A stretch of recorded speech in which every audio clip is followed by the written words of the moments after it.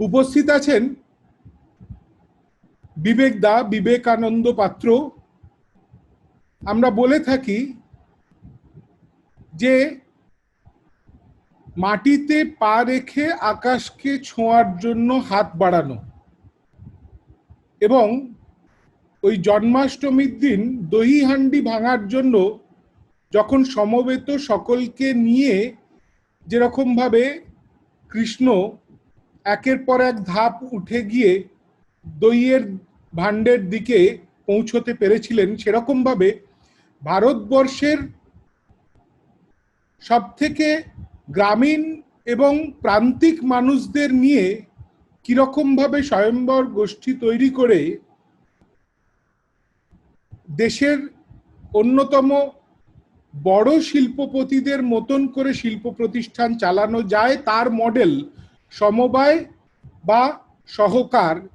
এই পদ্ধতিকে চালিয়ে নিয়ে যাওয়ার যে দৈনন্দিন কাজ করে চলেছেন, সেই অভিজ্ঞতা আমরা শুনবো বিবেকদার কাছ থেকে। মাননীয় সতীশজি, আজ 21 তারিখ বিশ্ব যোগ দিবস। অংশগ্রহণকারী সমস্ত সহকার ভারতীর কার্যকর্তা, অন্য শ্রোতাদের যথাযোগ্য সম্মান জানিয়ে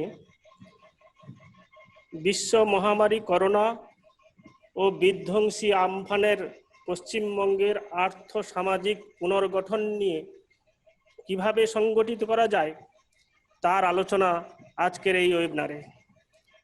আমরা সবাই জানি গত 44 বছর ধরে পশ্চিমবঙ্গের নেতিবাচক রাজনীতি এর কারণ। পরিসংখ্যান বলছে লাখেরও বেশি কলকারখানা বন্ধ হয়েছে, নতুন কোনো উদ্যোগের জন্য বিনিয়োগের ভয় সমস্ত বিনিয়োগকারীদের, রাজনৈতিক লাভের কারণে উৎসাহ দিয়ে এসেছে বাংলাদেশি মুসলিম অনুপ্রবেশকারীদের দ্বারা পশ্চিমবঙ্গের সামাজিক স্থিরতা আজ বিঘ্নিত। সমস্ত রকম অসামাজিক ঘটনা আমরা নিয়মিত শুনতেও দেখতে পাই। পশ্চিমবঙ্গের আর্থিক ক্ষেত্রে অনুপ্রবেশ একটা বড় চাপ। কর্মসংস্কৃতি ধ্বংসের মুখে। কাজের সন্ধানে 1 কোটিরও বেশি মানুষ আজ প্রবাসী। তারা অধিকাংশ ফিরে এসেছেন নিজ নিজ স্থানে। আগামী দিন আরো ভয়াবহ। শুধুমাত্র রাজনীতি এখানকার রোজগারের একমাত্র রাস্তা। তাই চলছে নানা রকম ছলচাতুরি, লুটপাট, সিন্ডিকেট, কাটমানি। এই অবস্থায় দাঁড়িয়ে ভাবতে হবে গঠনমূলক ভাবনা। আমাদের সোনার বাংলাকে করতে হবে আর্থিক সমৃদ্ধি। এই আর্থিক সমৃদ্ধিতে সমবায় একটি বড় ভূমিকা পালন করতে পারে। ভারতের মধ্যে আর্থিক ক্ষেত্রে সমৃদ্ধ রাজ্যগুলির দিকে দেখলে আমরা দেখতে পাবো সমবায় বড় ভূমিকা পালন করছে। দুঃখী, দরিদ্র, অসহায় মানুষের একমাত্র হাতিয়ার হলো সমবায়। তাই নজরুল সমবায় আন্দোলনের কবিতা লিখতে গিয়ে বলেছেন, ওরে নিপীড়িত, ওরে ভয়ে ভীত, শিখে যা, আয় রে আয়, দুঃখ জয়ের নবীন মন্ত্র, সমবায় সমবায়। সহকার ভারতী এই লক্ষ্যেই কাজ করে চলেছে। গত কয়েক বছর বাংলায় কাজ করার অনুভবে বলা যায় বাংলাতে সম্ভাবনা প্রচুর, দিতে হবে তাকে সঠিক দিশা। এই পরিস্থিতিতে সহকার ভারতী সমস্ত কার্যকর্তাদের বিভিন্ন প্রকার আলোচনা ও সংঘ পরিবারের সবার পরামর্শে যে বিষয়গুলি আগামী দিনে আত্মনির্ভর ভারত গড়তে সক্ষম, সেগুলি আমি আপনাদের কাছে শেয়ার করছি। মাননীয় প্রধানমন্ত্রী নরেন্দ্র মোদী 20 লক্ষ যে ঘোষণা করেছেন আর্থিক প্যাকেজ, তাতে বড় একটা ঘোষণা এফপিও বা FPC, farmers producer organization, agriculture, fruit and vegetable processing, packaging, branding, marketing. 10,000 সারা দেশে এফপিও গঠনের পরিকল্পনা এনসিডিসি ন্যাশনাল কোঅপারেটিভ ডেভেলপমেন্ট কর্পোরেশনের মাধ্যমে হবে। তার নোটিফিকেশন হয়ে গেছে, গাইডলাইনও আগামী দিনে চলে আসবে। বাংলার শস্য শ্যামলা, ধনধান্য পুষ্পভরা বাংলা, তাই এখানে ফ্রুটস, ভেজিটেবলস এবং এগ্রিকালচারের বড় কাজ আছে। আমরা সমস্ত জেলার ডাটাও সংগ্রহ করেছি, বিশেষত যেগুলির ওপর আমরা বিশেষ করে জোর দিতে চাই: আম, আলু, উচ্ছা, টমেটো, আনারস, পেয়ারা, কাজু, মাছ, দুধ, নারকেল, শালপাতা, মাদুর, তাঁত বস্ত্র, মাটির আসবাব, লাক্ষা। যেরকম লাক্ষা পুরুলিয়ার রাঢ়ভূমিতে যেখানে সেচের অবস্থা ভালো নাই, জলের অভাব আছে, সেইখানে লাক্ষা একটা বড় উপার্জনের রাস্তা। তার জন্য ব্যবস্থা সমস্ত রকমের রেডি, সমস্ত রকমের কাগজপত্র রেডি হয়ে গেছে, আগামী কয়েকদিনের মধ্যেই জমা হবে। এছাড়া আনারস একটা বিরাট অংশ চাষি আছে, প্রায় 50,000 চাষি, যে আনারস তাদের নষ্ট হয় এই বর্ষার সময়, তাকে প্রসেসিং করে সেই 50,000 পরিবারের আমরা অন্ন সংস্থানের ব্যবস্থা করতে পারি। আম, আলু এও অনেক ওয়েস্টেজ হয়, সেগুলোকে ওই প্রসেসিংয়ের মাধ্যমে আমরা অনেক মানুষের কাছে পৌঁছে দিতে পারবো আর্থিক সহায়তা। আমাদের বাংলার দুধের যে চাহিদা সেই অনুযায়ী যোগান অনেক কম। পরিবেশ আছে, আমাদের সেই সমবায়ের মাধ্যমে দুধেরও কাজ তৈরি করার জন্য বিভিন্ন জায়গায় এফপিও তৈরি হবে। ঠিক সেই রকম উত্তরবঙ্গ আমাদের ছোট ছোট টি বাগান, চায়ের ওপর নির্ভরশীল। সেই জন্য ছোট ছোট যে টি বাগান আছে তাদের একত্রিত করে টি এর প্রসেসিং কোঅপারেটিভ, ইতিমধ্যে একটা ইন্ডাস্ট্রিয়াল কোঅপারেটিভ জলপাইগুড়িতে শুরু হয়েছে। জলপাইগুড়িতেই ছোট চাষি আছে প্রায় 20,000। সারা উত্তরবঙ্গে এই ছোট ছোট টি চাষিদের একত্রিত করে প্রসেসিং ইউনিট বানানো, বটলিং ফার্ম।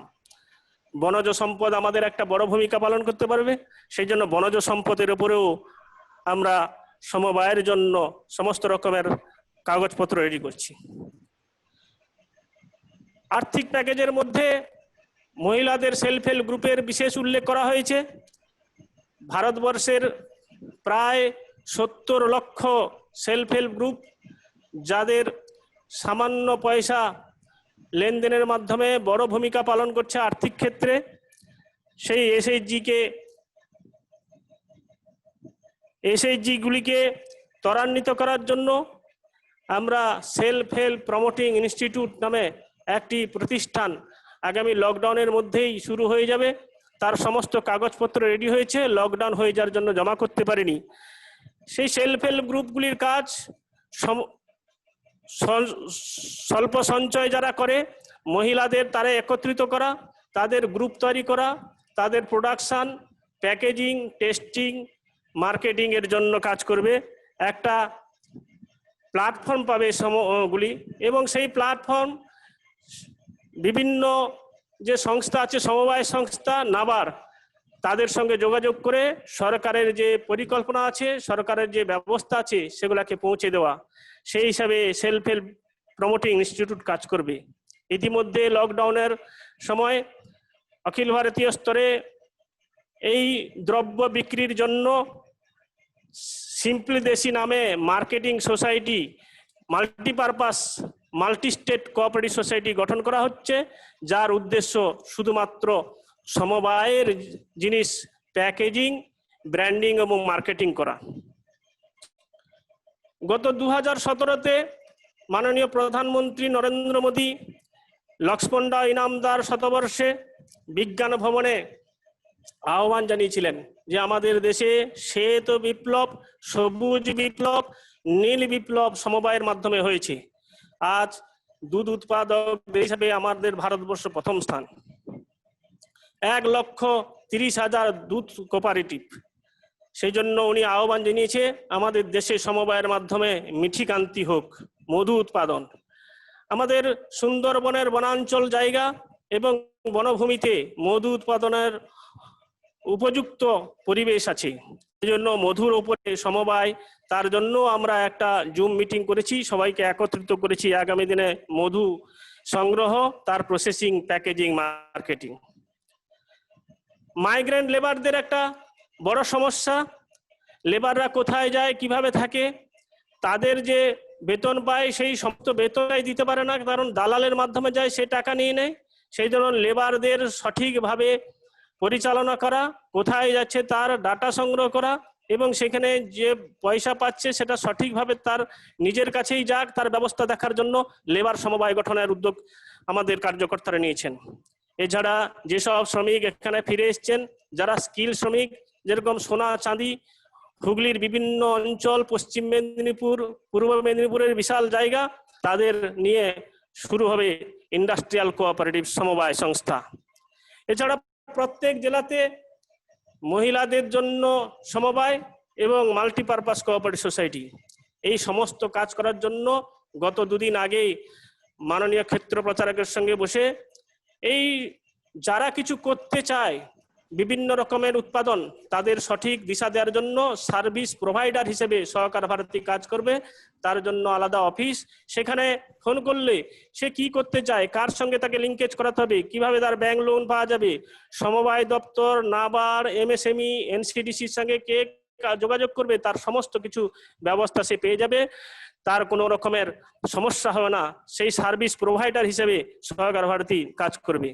পরিশেষে সমবায়ের বিকল্প, আমি বলি সমবায় বিকল্প অর্থ ব্যবস্থার একটা স্বচ্ছ স্বরূপ, তার জন্য আইনি সরলীকরণ আবশ্যক। কৃষকদের আর্থিক প্যাকেজে মাননীয় প্রধানমন্ত্রী বলেছেন land, labour, liquidity and law, এই কথা উল্লেখ করেছেন। সমাজের মধ্যে কর্মসংস্কৃতি চালু একটা আমাদের কাছে চ্যালেঞ্জ। কেন্দ্র রাজ্য যোজনায় প্রশাসকদের সহমর্মী হতে হবে। করোনার সংকটকালে স্থানীয় উৎপাদন, স্থানীয় বাজার, স্থানীয় সরবরাহ চেন আমাদের বাঁচিয়েছে। সমবায় ও এই তিনটি মূল মন্ত্র, local manufacture, local market, local supply chain.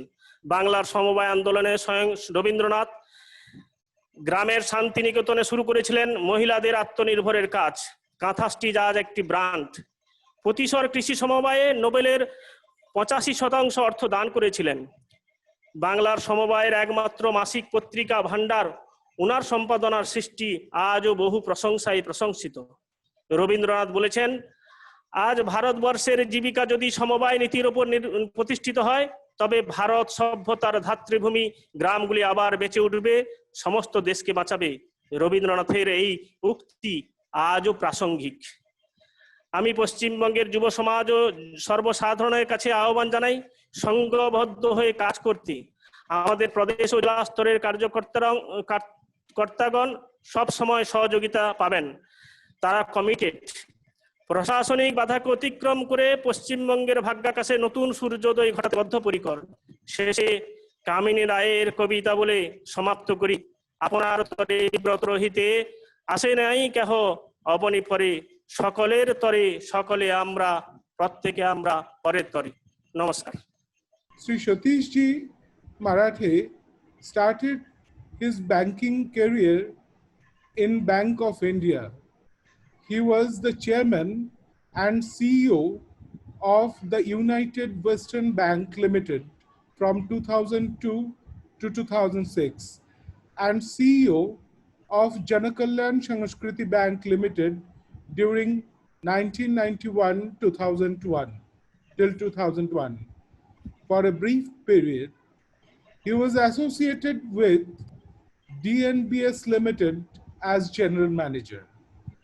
Sri Satish Marathe is the founder member of Sahakar Bharati, an NGO in the cooperative sector.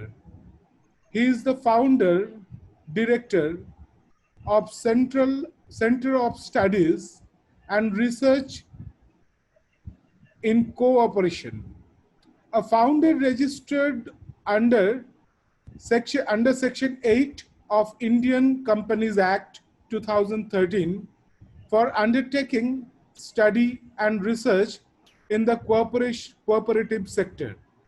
Presently, Sri Satish Marathe is the Director of National Cooperative Development Corporation, NCDC, member, Executive Committee of the National Council for Cooperative Training, NCCT, and President of Pragati Pratishthan, residential school for the dumb and mute tribal children at the Jauhar Palghat district. Sri Satish Marathe held various positions like Honorable Secretary to Indian Banks Association 2001, member of IBA's Managing Committee, and also member of Committee of Economists, Vice President of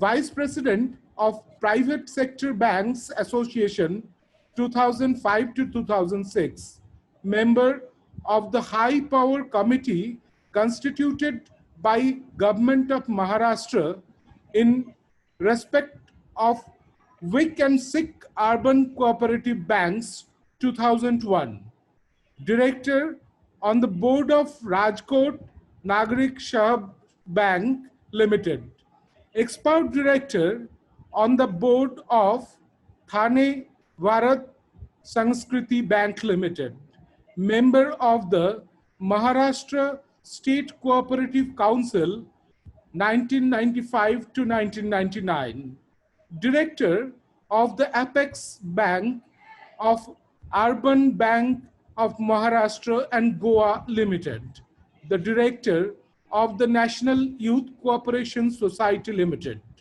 Born on February 1, 1950, Sri Satish Marathe holds the bachelor degree in Commerce and Law General from University of Bombay. He is also holds Diploma in Journalism, a gold medalist from Bharatiya Vidya Bhavan. And now he is one of the most honored member of the board of our Reserve Bank, the most prestigious bank of India. So all of you can understand from whom we are getting the pathfinding directives and narratives. नमस्ते सबको। मैं हिंदी और English in दो languages में मैं अपने विचार आने वाले 15-20 मिनट में आप सबके सामने रखूंगा। मैं बंगाली तो समझ लेता हूँ, थोड़ा 80% तो समझ लेता हूँ, but I can't respond nor can I speak. I'll start with the current situation in the rural sector. In our country, agricultural activity even today provides employment to a very large number of people. और agriculture sector का production पिछले अनेक वर्षों से लगातार बढ़ते रहा है. It has been a bumper crop year after year. National food security के लिए जितना एक स्ट्रैटेजिक रिजर्व अपने गोडाउन्स में होना चाहिए, as against our requirement of the strategic reserve, our stock today is almost 2.5 times more than what is really required. इस साल की मानसून की जो predictions हैं, they say it's going to be normal across the country. And on this background, खरीफ का sowing तो अब लगभग पूरा हो गया, and it is estimated that this year the sowing has increased by about 20 to 25%. Could be a little less, could be a little more, but around 20%. और हम अपेक्षा कर रहे हैं कि by November, December, we'll have another huge bumper crop. After the COVID crisis, reports in foreign media, particularly some sections, some countries, it appeared कि अब भारत में there will be starvation deaths. Government will not be able to provide food. और अपने यहाँ के कुछ media ने भी इस न्यूज को थोड़ा आगे लिया, बढ़ाया. But situation is, we are sitting on a huge reserve. Not only we will feed everybody in the country, there will be no starvation deaths.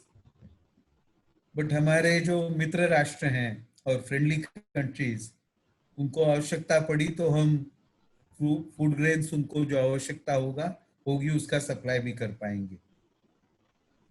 ये एक एग्रीकल्चरल सेक्टर के बारे में मैं विशेष आपको बताना चाहता था. और एक अपने एग्रीकल्चरल सेक्टर के बारे में मैं I would like to share. Of the total produce, hardly 20% of our agricultural produce is being processed today. Processing इतना कम हो रहा है.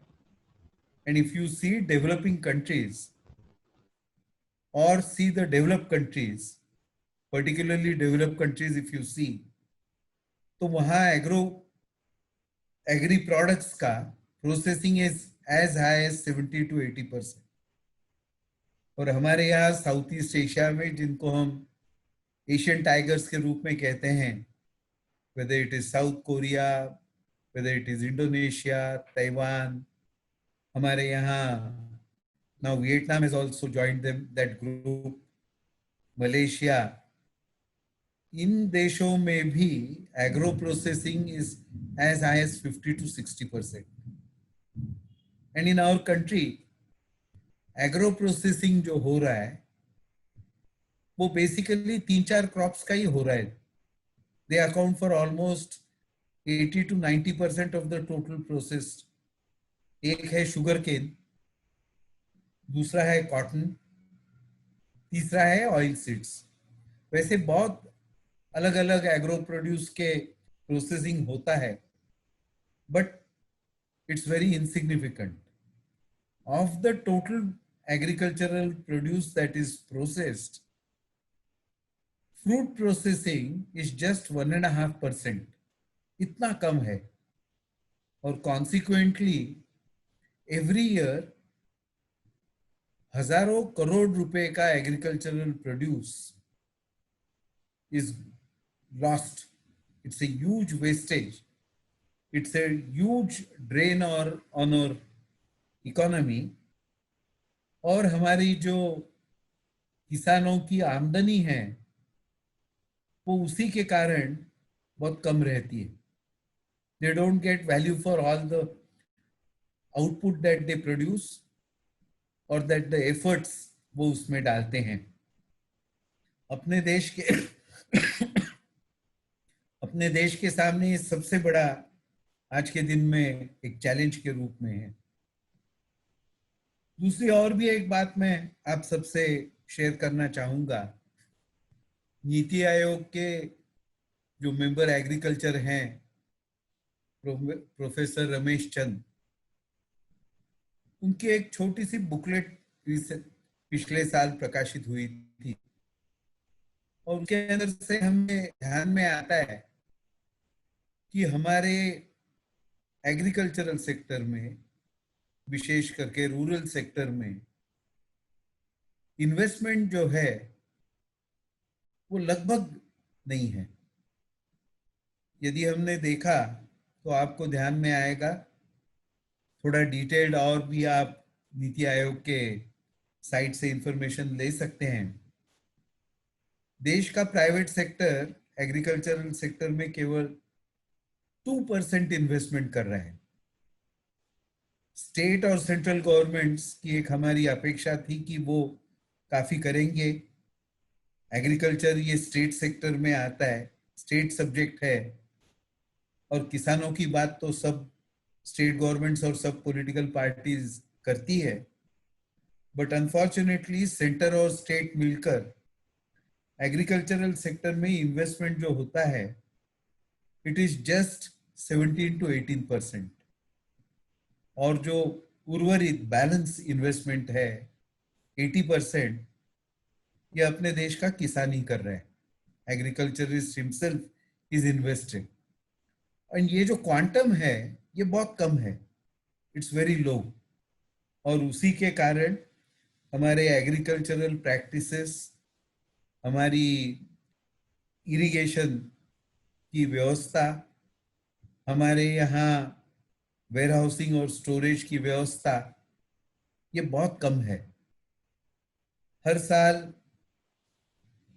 गवर्नमेंट के ऊपर प्रेशर रहता है कि मिनिमम साइड सपोर्ट प्राइस आप बढ़ाते दीजिए।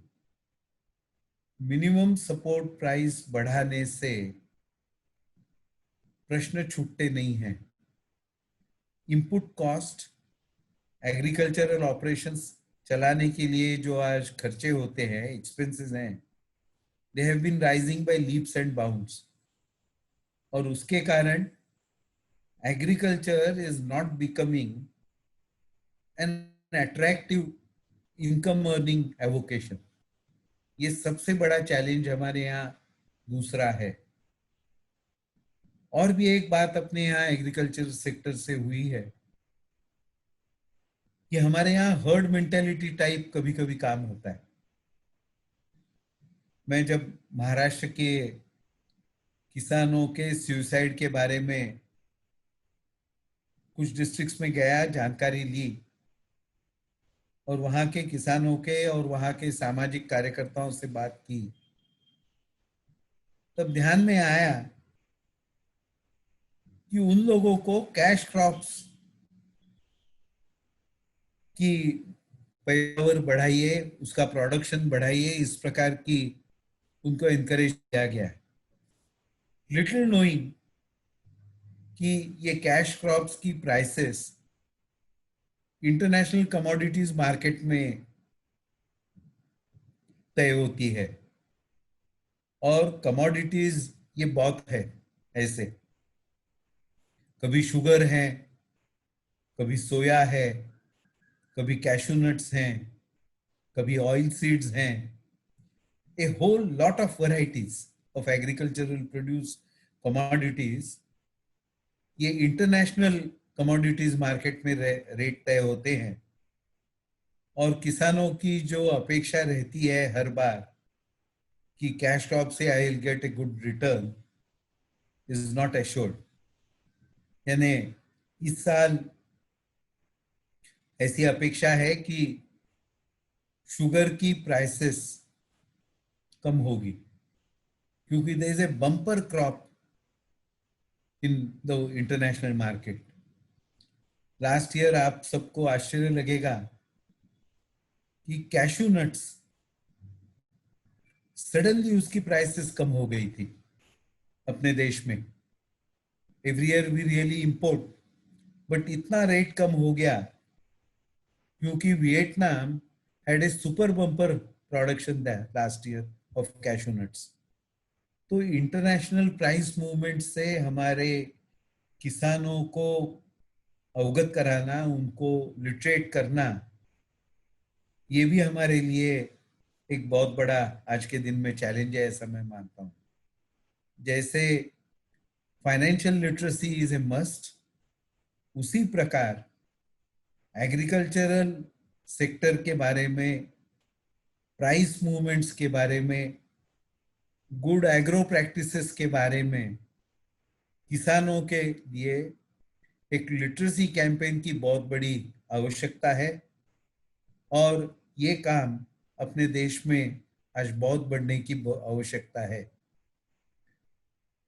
हमारे जो किसानों के संगठन हैं, कोऑपरेटिव सेक्टर में काम करने वाले सहकार भारती जैसे संगठन हैं, हमारी जो रूरल एरियाज में फाइनेंसिंग करने वाली बैंक्स हैं, उनका नेटवर्क है, उन सबको हमें इस एग्रीकल्चर लिटरेसी किसानों में बढ़ाने की दृष्टि से हम सब लोगों को बहुत बड़ा प्रयास आज करने की आवश्यकता है। और इसके साथ साथ और भी मैं, जैसे मैंने एग्रो प्रोसेसिंग के बारे में शुरुआत में कहा कि हमारे यहाँ एग्रो प्रोसेसिंग बहुत कम है। जब एग्रो प्रोसेसिंग नहीं होता तब हम सब लोगों को ध्यान में देना चाहिए कि उसका शेल्फ लाइफ नहीं बढ़ता है। और शेल्फ लाइफ नहीं बढ़ता है तब जब प्रोडक्ट की डिमांड आती है उस समय प्राइसेस अधिक मिलते हैं, तो किसानों को उसका रियलाइजेबल, जिसको हम मार्केट डिस्कवरी प्राइस कहते हैं, वो भी उनको प्राप्त नहीं होता।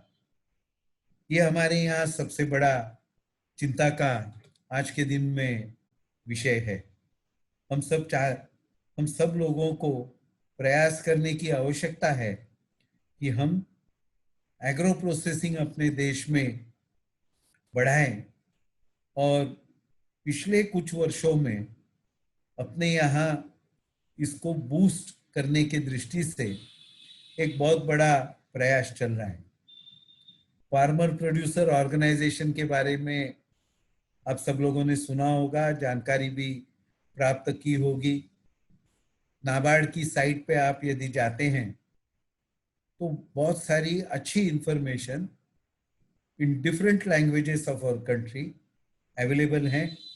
मैं आप सबको आग्रह करूंगा कि आप जरूर नाबार्ड की वेबसाइट के ऊपर जाइए, उसकी जानकारी लीजिए। उसी प्रकार अपने यहाँ फूड प्रोसेसिंग की मिनिस्ट्री अब बनाई गई है पिछले कुछ वर्षों में। तो फूड प्रोसेसिंग मिनिस्ट्री की वेबसाइट के ऊपर भी बहुत डिटेल्स, अच्छी इंफॉर्मेशन है।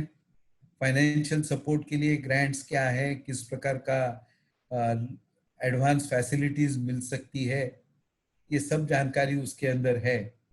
तो मैं मानता हूं कि इसका भी लाभ हम सब लोगों को लेना चाहिए।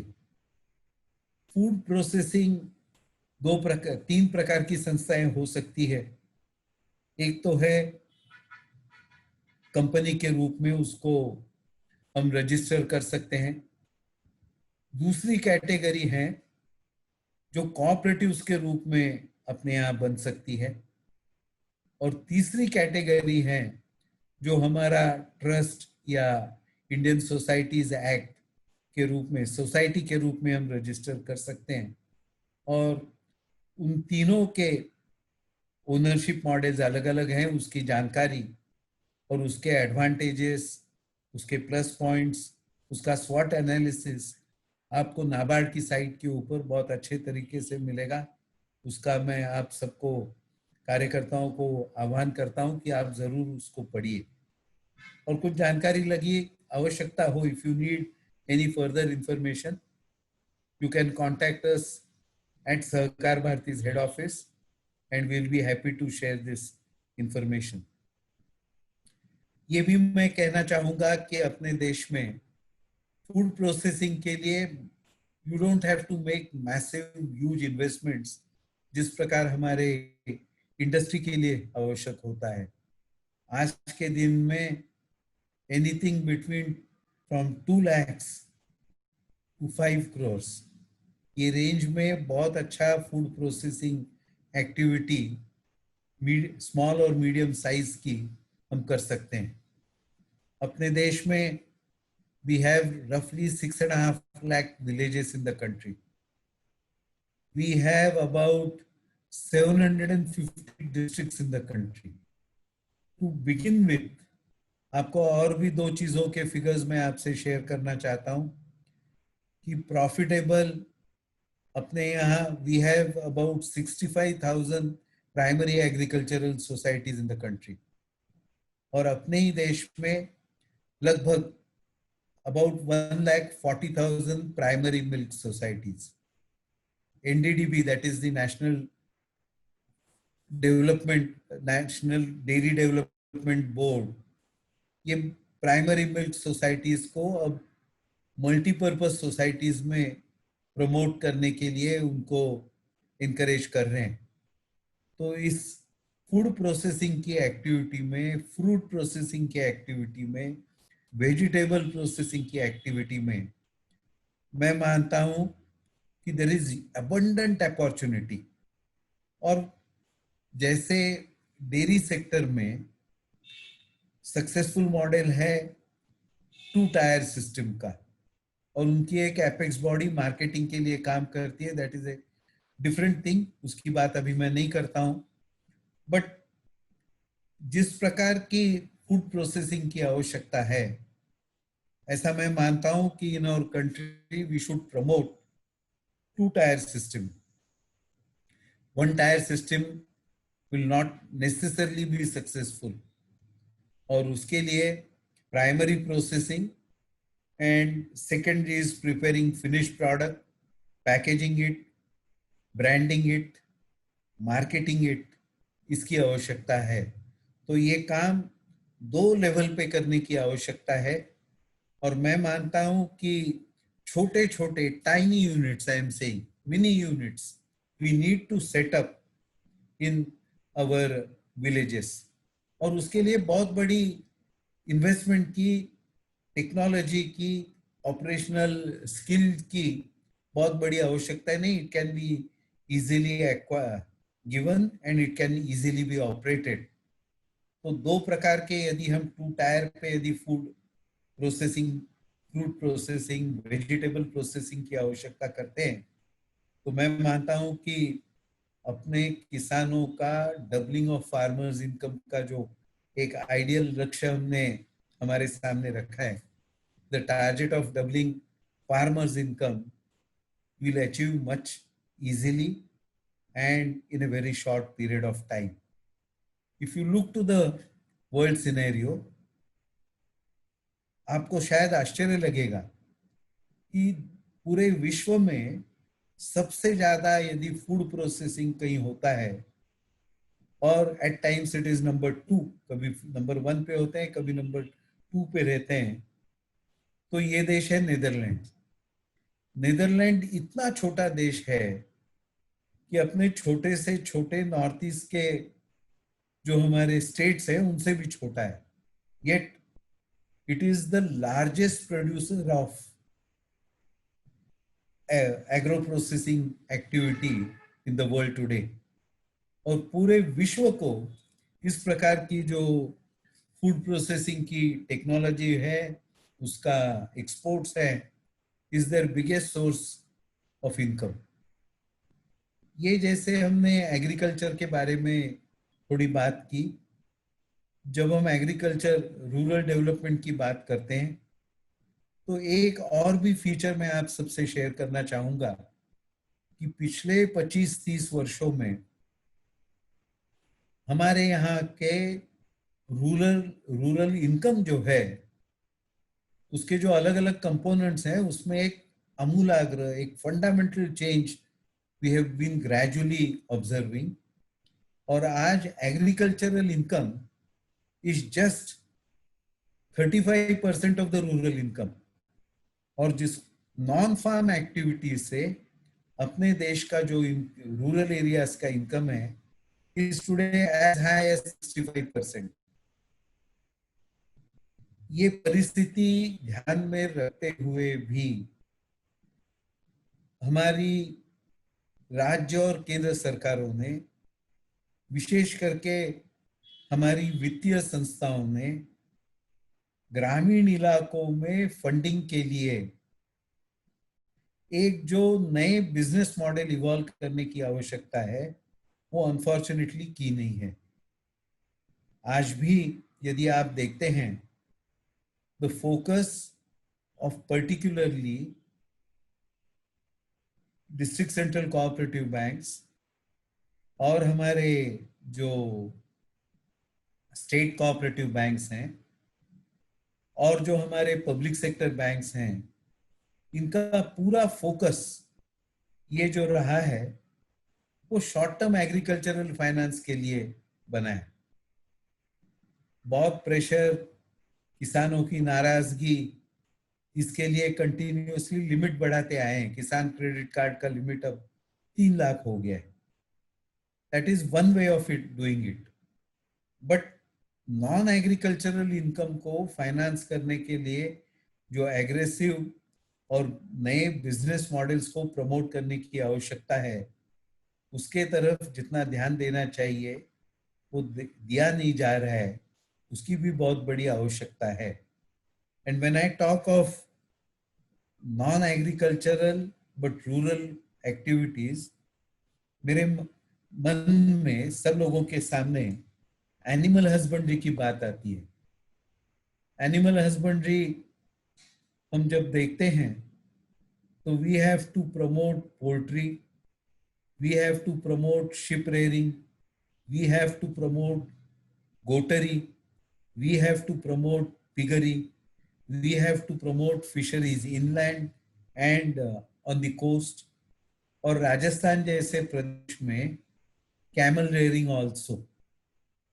beekeeping assuming a great importance, जिसको हम हनी कहते हैं, मध कहते हैं, उसकी world wide demand is very large. और देश की प्रोडक्शन कैपेसिटी की तुलना में हमारे यहाँ जितना ध्यान देना चाहिए उतना हमने ध्यान दिया नहीं है. उसी प्रकार हमने एनिमल फीड, कैटल फीड, इस प्रकार की जो प्रोडक्शन की एक बहुत बड़ी संभावनाएं ग्रामीण इलाकों में है, उसके तरफ भी हमने ध्यान अब तक कम दिया है, ज्यादा दिया नहीं है. And that is now adding to cost in various sectors. Dairy is one sector जहां विवेकदा ने तो बताया कि we are the largest milk producer in the world.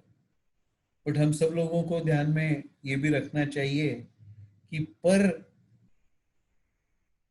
Person, पर citizen of this country, consumption of milk is very low, and it is all equally very low in rural areas.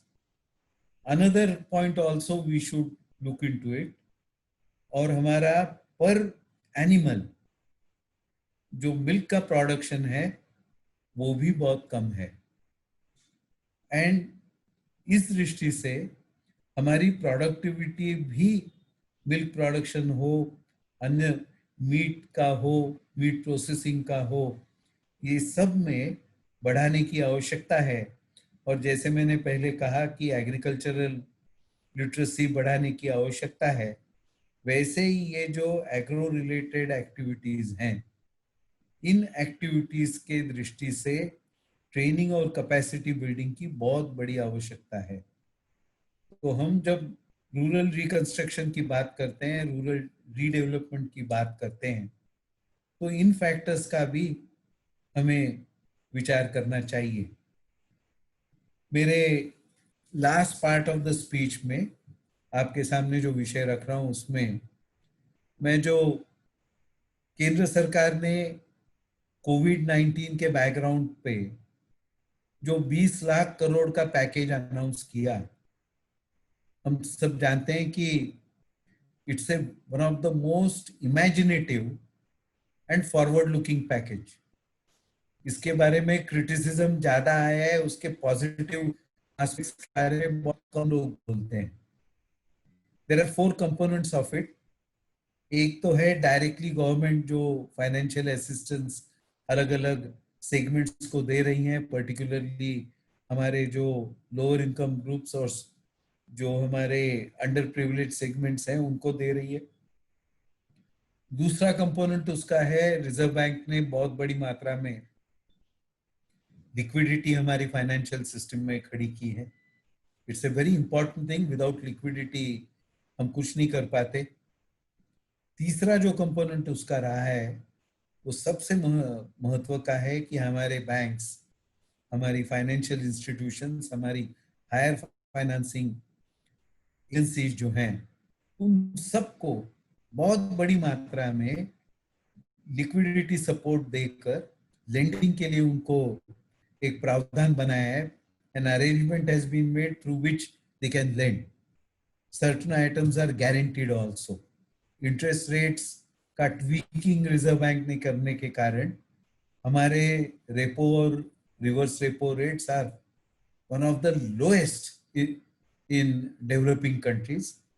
और ये सब होने के कारण funds flow to various sectors ये आने वाले दिनों में बढ़ेंगे। तीसरा कंपोनेंट है, but most important component according to me is उसके इमीडिएट रिजल्ट्स हम सब लोगों को मिलेंगे नहीं, but over the period of next medium term, I am saying 3 years to 7 years, ये पीरियड में हमें रूरल रिकंस्ट्रक्शन में इस रिलीफ पैकेज का बहुत बड़ा एडवांटेज होने वाला है। मैं कुछ फिगर्स आपके सामने शेयर करना चाहता हूं। डेयरी सेक्टर के लिए 15,000 करोड़ रुपए की व्यवस्था की है। फिशरीज सेक्टर के लिए 20,000 करोड़ की व्यवस्था की है। एग्रीकल्चरल प्रोड्यूस हमारे यहाँ जो नुकसान होता है, वेस्ट होता है, लॉस होता है, और यदि हमने एग्रो प्रोसेसिंग करके हमारे प्रोड्यूस को शेल्फ लाइफ बढ़ाना हो तो उसके लिए वेयर हाउसिंग की बहुत बड़ी आवश्यकता रहेगी, और उसके लिए 1 लाख करोड़ रुपए का प्रावधान इसके अंदर किया है। Veterinary support services for the हमारे एनिमल हस्बेंड्री एक्टिविटी के लिए गवर्नमेंट ऑफ इंडिया की स्कीम में 13,000 करोड़ रुपए की प्रावधान की है। मेडिसिनल प्लांट्स, आपने ये कोविड की जब पैंडेमिक की चर्चा चलती है, अलग अलग प्रकार की दवाइयों की खोज हो रही है, आप सब लोगों ने सुना होगा, जानते भी होंगे कि अलग अलग प्रकार की वनौषधियों से, मेडिसिनल प्लांट्स से हमारा जो आयुष मंत्रालय है वो अलग अलग प्रकार की दवाइयां बना रहे हैं। गोवा जैसे स्टेट में एक सॉल्यूशन के रूप में उन्होंने दवा बनाई और आयुष मंत्रालय ने उसकी वैलिडेशन के लिए, चेकअप के लिए दिया है। तो अपने देश में वी आर द कंट्री जिसकी biodiversity is considered one of the best and very extensive. तो उसके कारण मेडिसिनल प्लांट्स की एक्टिविटी को बढ़ाने के लिए भी 4,000 करोड़ का प्रावधान इस रिलीफ पैकेज में है। We will see the results in next 3 to 5 years on this front, but these are going to give us a long-term benefits। और मैं सब आप जैसे जो आज के वेबिनार में पार्टिसिपेंट्स हैं उनको आग्रह से विनती करूंगा कि ये अलग अलग जो स्कीम्स, योजनाएं, उसका आप जरूर अध्ययन करें। अपने अपने राज्यों में, अपने अपने गांवों में, जिलों में take baby steps, if not a full-fledged step, to implement these schemes। मैं मानता हूं that will have a more lasting effect। Funds is not going to be a problem in our country। There is no dearth of money in our country। तो उसकी आप चिंता मत कीजिए।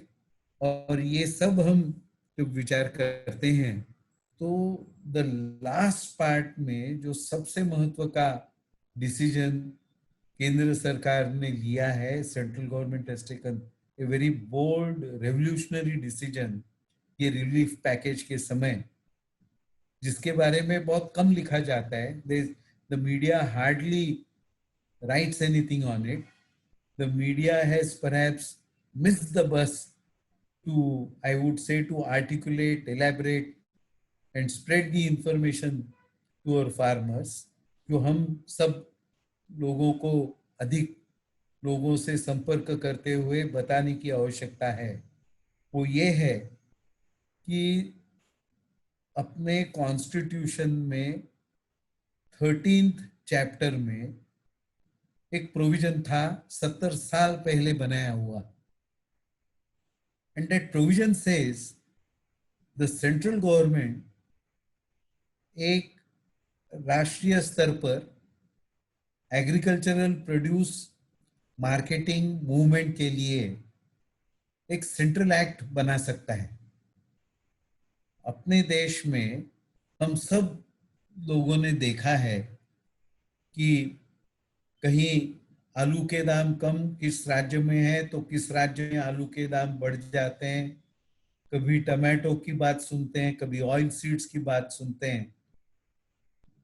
इस कोविड-19 के पैकेज के अनाउंसमेंट के साथ साथ, जिसको हम कहते हैं for the first time in 70 years, केंद्र सरकार ने एक रेवोल्यूशनरी स्टेप जो बनाया वो ये है कि barrier free one India agricultural market. It is now a reality. हम अपने प्रदेशों में, अपने अपने राज्यों में इंटर डिस्ट्रिक्ट ट्रांसफर भी नहीं कर पा रहे थे एग्रीकल्चरल प्रोड्यूस का। Now anywhere, any part of the country, you can purchase और you can sell agricultural produce. ये बहुत बड़ा रेवोल्यूशनरी स्टेप अपने लिए रहा है और मैं मानता हूं कि इसके कारण जो हमारे यहाँ प्राइस फ्लक्चुएशंस होते हैं, कंज्यूमर प्राइस इंडेक्स कभी कभी बहुत बढ़ जाता है, उसको कर्टेल करने में, प्राइस राइज को कम करने में ये जो नया कानून, नया प्रावधान केंद्र सरकार ने बनाया, ये बहुत महत्व का है। एक और भी जानकारी आप सब लोगों को होगी, बहुत लोगों को कम है ऐसा मेरे ध्यान में आता है, ये एग्रीकल्चरल प्रोड्यूस के लिए ई मार्केट्स पिछले 5 वर्षों से केंद्र सरकार ने कंटिन्यूअसली उसको प्रमोट किया है। आज के दिन में पूरे देश में 1000 से अधिक e commerce market for agricultural produce कार्यरत हैं, दे आर वर्किंग। और ये जो कार्यरत एग्रीकल्चरल प्रोड्यूस के लिए जो ई मार्केट्स हैं, उसमें और 400 से 500 मार्केट आने वाले 1 साल में जुड़ जाएंगे। तो जिस पद्धति से हमारे यहाँ एग्रीकल्चरल मार्केटिंग और मार्केट के आधार पर प्राइस डिस्कवरी जिसके कारण किसानों को मिलेगी, ये बहुत बड़ा रेवोल्यूशनरी इंपॉर्टेंट स्टेप और रूरल इंडिया को बेनिफिट देने वाला स्टेप है। इसकी जानकारी हम सब लोगों ने किसानों तक पहुंचानी चाहिए। उनके यहाँ ये कैसे ऑपरेट करना उसकी भी जानकारी देना चाहिए। और इसी से जुड़ा हुआ 2 विषय वो बोलकर मेरा मैं निवेदन पूर्ण करूंगा। अपने देश में एग्रीकल्चरल प्रोड्यूस शॉर्ट पीरियड्स के लिए भी हम प्लेज कर सकते हैं और वेयर हाउस रिसीट के सामने बैंक्स या गवर्नमेंट ऑफ इंडिया की स्कीम के आधार पर फाइनेंस मिल सकता है। दिल्ली में उसका ऑफिस है। अनफॉर्चुनेटली जितनी इसका यूज होना चाहिए, जितनी गति से हमारी फूड प्रोसेस्ड और unprocessed agricultural produce short term basis पे जो हमारा वेयर हाउस रिसीट के सामने ऑर्गेनाइज फाइनेंशियल सिस्टम से किसानों को फंड्स मिलने चाहिए, उसका लाभ आज किसान ले नहीं पा रहे। उसकी भी उनको जानकारी देने की बहुत बड़ी आवश्यकता है। और लास्ट आइटम है, अपने देश में ऑप्टिक फाइबर केबल का जो नेटवर्क है वो पिछले 5 वर्षों में कई लाख किलोमीटर तक it has been laid. Target है हर एक ग्राम पंचायत तक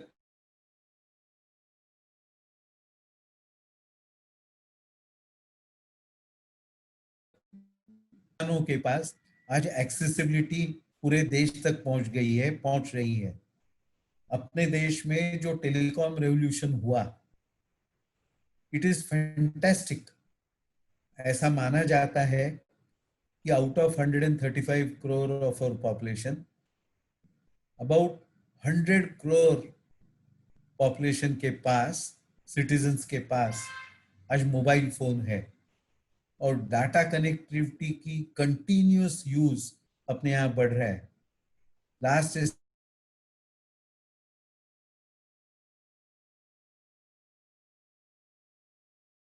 estimate showed that about ग्रामीण इलाकों में इसकी यूज और भी थोड़ी बढ़ने की आवश्यकता है। मैं मानता हूं कि आने वाले वर्षों 2 वर्षों में ये बढ़ेगी। तो ई कॉमर्स मार्केट और इंडिया मार्केट जो एग्री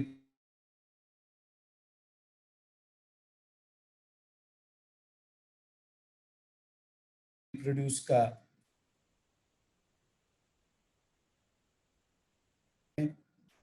स्कीम्स अनाउंस की है। हम सब लोगों ने ऐसी स्कीम्स और उसकी जानकारी लेकर ग्रामीण इलाकों में इन्वेस्ट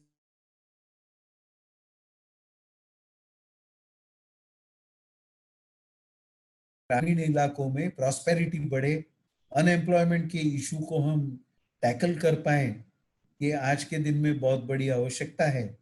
मैं मानता हूं the first steps will be अपने लोगों, ग्रामीण इलाकों के लोगों को ऑर्गेनाइज करना, उनको इस विषयों से जागरूक करना, उनको ट्रेनिंग देना, और DPRs are there, project reports are there, implementable project report सबके सामने रखना कि आज सबसे बड़ी अपने देश की आवश्यकता है।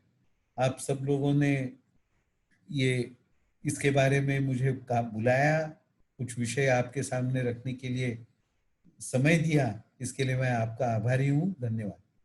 May I ask our beloved Shapon Da, our prestigious MP of Rajya Sabha, to highlight the next speech from your side. Shapon Da, please. নমস্কার সবাইকে, শুভ সন্ধ্যা।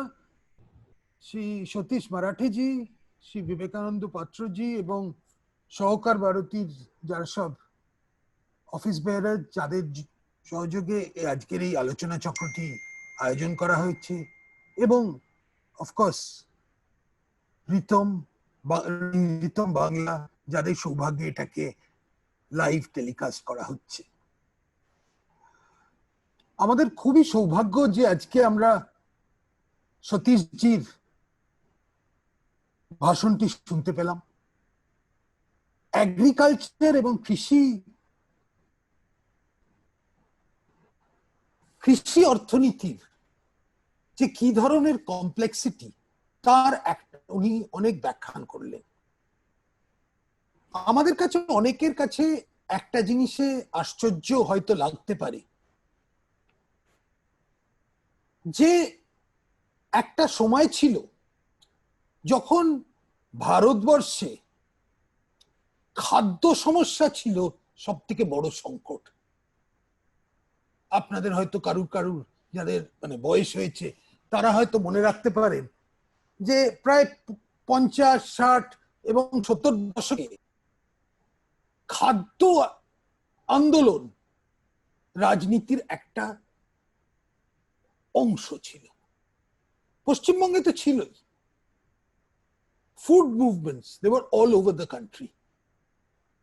আর তখন একটা ছবি তৈরি হয়েছিল যে ভারতবর্ষের কৃষকরা একদম অতি দরিদ্র, অনেক ধরনের জমিদারি সিস্টেম এবং তার রেলিক্সের জন্য যতটা তারা খাদ্যদ্রব্য প্রডিউস করে সেটা দিয়ে দিতে হয়, এবং আলটিমেটলি আমাদের বিদেশের অনেক দেশের কাছ থেকে আমাদের ভিক্ষে করতে হতো খাদ্য নিয়ে। অনেকের মনে আছে PL 480 কথা, যখন আমেরিকা থেকে জাহাজে গম আসতো, আমাদের বলা হতো, লোকে ঠাট্টা করে বলতো যে India leads a ship to mouth existence. তো সেই থেকে এখন এমন একটা স্থিতিতে এসে গেছে যে খাদ্যদ্রব্যের শর্টেজ হয় না। দাম হয়তো ফ্লাকচুয়েট করে এদিক ওদিক, যেমন আপনারা দেখেছেন পেঁয়াজের দাম বা টমেটোর দাম এদিক ওদিক একটু ওপর নিচ হয়, কিন্তু খাদ্যের শর্টেজটা হয় না। দুধের শর্টেজ, যেটা এককালে শহরাঞ্চলে খুবই দেখা যেত, দুধের শর্টেজটাও চলে গেছে। কিন্তু এরই সঙ্গে আজকে আমরা পুরো এগ্রিকালচারাল সেক্টরে একটা ক্রাইসিস দেখতে পাচ্ছি, যেটা যত সব অর্থনীতিবিদরা বলছি। তো যেটাই আমরা দুটোই একই সঙ্গে দেখতে পাচ্ছি। প্রোডাকশনে বেড়ে গেছে অনেকটা, কিন্তু at the same time crisis in the agricultural sector. জিডিপির শেয়ারে এগ্রিকালচারের শেয়ারটা আস্তে আস্তে কমতে আরম্ভ করেছে। ভারত কৃষি প্রধান দেশ, কিন্তু the main economic impetus does not come from agriculture. এখন এর মধ্যে একটা সংকট, অনেকের কাছে মনে হয় যে এটা তো অনিবার্য, বিশ্বের ডেভেলপমেন্ট হলে লোকেরা এগ্রিকালচার থেকে, রুরাল সেক্টর থেকে আরবান সেক্টরে পুরো জিনিসটা সরে যায়। এই হয়েছিল ইংল্যান্ডে, এই হয়েছিল আমেরিকায়, এবং ভারতবর্ষে হতে এটা অনিবার্য। একদিক থেকে দেখলে সেটা হয়তো সত্যি, কিন্তু এখন ভারতবর্ষে যে একটা নতুন ধরনের সংকট হয়েছে দাঁড়িয়েছে দুরকম ভাবে। একটা হচ্ছে এই কোভিড এর পরে এই যারা প্রবাসী শ্রমিক, পরিযাত শ্রমিক বলে যাদের বলা হয়, তারা যাক পশ্চিমবঙ্গে প্রায় 70 থেকে 80 লাখ জন পশ্চিমবঙ্গের বাইরে নিজেদের জীবন অর্জন করছিল। তাদের মধ্যে একটা অনেক বড় সংখ্যক লোক আজকে বিভিন্ন কারণে ফেরত আসতে চাইছে। তাদের মধ্যে একটা বড় অংশ তাদের গ্রামে ফেরত যেতে চায়। তারা ওখানে গিয়ে কি করবে? সতীশজি খুব ভালোভাবে ব্যাখ্যা করলেন যে আজকে এগ্রিকালচার 35-30 বা 35 ভাগ রুরাল ইনকামের শেয়ারটা নেয়, প্রায় 65 ভাগ তারা অন্য দিক থেকে তাদের রোজগার করে। সেটা অনেকভাবেই হতে পারে। তো তখন এই যে যারা আসছেন তারা কি করে তাদের জীবন অর্জন করবেন? মনরেগা দিয়ে তো হয় না, ওটা তো শর্ট টার্ম, ওটা হচ্ছে শর্ট টার্ম একটা জিনিস, কিছুটা লিকুইডিটি সিস্টেমে বাড়ানোর জন্য চলে যায়। এটার একটা লং টার্ম একটা সলিউশন দরকার। আর এই লং টার্ম সলিউশনটার জন্য যদি দেখতে হয়, তাহলে দেখতে হবে যে আজকে সারা বিশ্বে যে সাপ্লাই চেইন ডিসরাপশন যেটা হলো কোভিড এর পরে, যে ধরনের গ্লোবালাইজেশনটা আগে একদম আমরা মন্ত্র হিসেবে ধরে নিয়েছিলাম, অনেকে অর্থনীতিবিদরা যেটাকে মন্ত্র হিসেবে ধরে নিয়েছিল, সেটা আজ valid no longer, it's no longer valid. এখন লোকালাইজ সাপ্লাই চেইন আমাদের ওর দিকে নজর দিতে হবে। সেটা শিল্পক্ষেত্রেই হোক, সার্ভিসেস ক্ষেত্রেই হোক, এবং কৃষি ক্ষেত্রেই হোক, তিন দিকেই আমাদের দেখতে হবে। তাই জন্য আজকে কৃষি ক্ষেত্রে, এগ্রিকালচারাল সেক্টরে এবং গ্রামীণ অর্থনীতিতে কি ধরনের ইমপ্রুভমেন্ট করা যায়, সেটা একটা ন্যাশনাল প্রায়োরিটি হয়ে দাঁড়িয়েছে। আমাদের কিভাবে জিনিসটাকে ওখান থেকে ভ্যালু এডিশনটা বাড়াতে হবে। আর এটা একদম মূলে কিন্তু এই ধরনের, যে সতীশজি খুব সুন্দরভাবে বলেছেন, একটা হচ্ছে ইমপ্রুভমেন্ট ইন প্রোডাক্টিভিটি, আর আরেকটা হচ্ছে ভ্যালু এডিশন। আর আমরা এই দ্বিতীয় ক্ষেত্রে, এই ভ্যালু এডিশনে আমরা অনেক পিছিয়ে পড়েছি। আজকে অনেকে অনুমান করেছে যে ভারতবর্ষে একটা, অনেকে বলে ফ্রম ফিল্ড টু ফর্ক বলে একটা আছে, মানে চাষি ক্ষেত থেকে একদম টেবিল পর্যন্ত একটা খাদ্যদ্রব্যের কতটা এডিশন হচ্ছে, মূল্য বৃদ্ধি হচ্ছে, সেটা দেখা যায় পৃথিবীর অনেক জায়গা থেকে এটা সব থেকে বেশি। কিন্তু এটাও সত্যি যে এই যে ডিফারেন্সিয়ালটা, সেটা চাষিদের হাতে পৌঁছয় না। এটা এই মাঝখানে অনেক জায়গায় ইনএফিসিয়েন্সি, তাহলে একটা চেন আছে, মাল্টিপল চেন, হয়তো 20খানা হাত দিয়ে জিনিসটা নড়ছে সরছে। তাই জন্য neither is the consumer benefiting nor is the producer benefiting.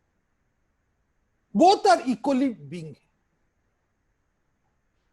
তো এখন অনেকে একটা জিনিস বলে যে চাষিদের হাতে, যারা এগ্রিকালচারাল, যারা প্রডিউস করে কৃষি জগতে, তাদের যদি আরো বেশি দাম দেয়া হয়, সেইখানে যদি মূল্য বৃদ্ধি হয়, তাহলে কনজিউমারের ওখানে আরো বৃদ্ধি, দাম বাড়তে হবে, তাহলে মূল্য বৃদ্ধি অনিবার্য। মানে if the farmer gets a higher price, then the consumer will have to bear a cost of food inflation. এইটাই একটা কনভেনশনাল উইজডম অনেক জায়গায় বলে দেওয়া হয়েছে। আজকে আমাদের এই চেনটাকে কিরকম ভাবে রেশনালাইজ করতে হয়, এইটাই হচ্ছে আমাদের পক্ষে কৃষি ক্ষেত্রে এবং গ্রামীণ ক্ষেত্রে এটাই হচ্ছে সব থেকে বড় চ্যালেঞ্জ। এই যে রেশনালাইজেশনটা কিরকম ভাবে আনা যায়, সতীশজি খুব সুন্দরভাবে অনেকগুলো ক্ষেত্রে বলে দিলেন কি কি করা যায়। এগ্রিকালচারাল মানে এগ্রিকালচারাল লিটারেসি কতটা বাড়াতে হবে, অ্যাওয়ারনেস অফ মার্কেট কিরকম ভাবে বাড়াতে হবে, অ্যাওয়ারনেস অফ প্রাইসেস কতটা বাড়াতে হবে, ক্রেডিট সেক্টরটা কিরকম ভাবে রেশনালাইজ করতে হবে, সেগুলো উনি বলে দিলেন।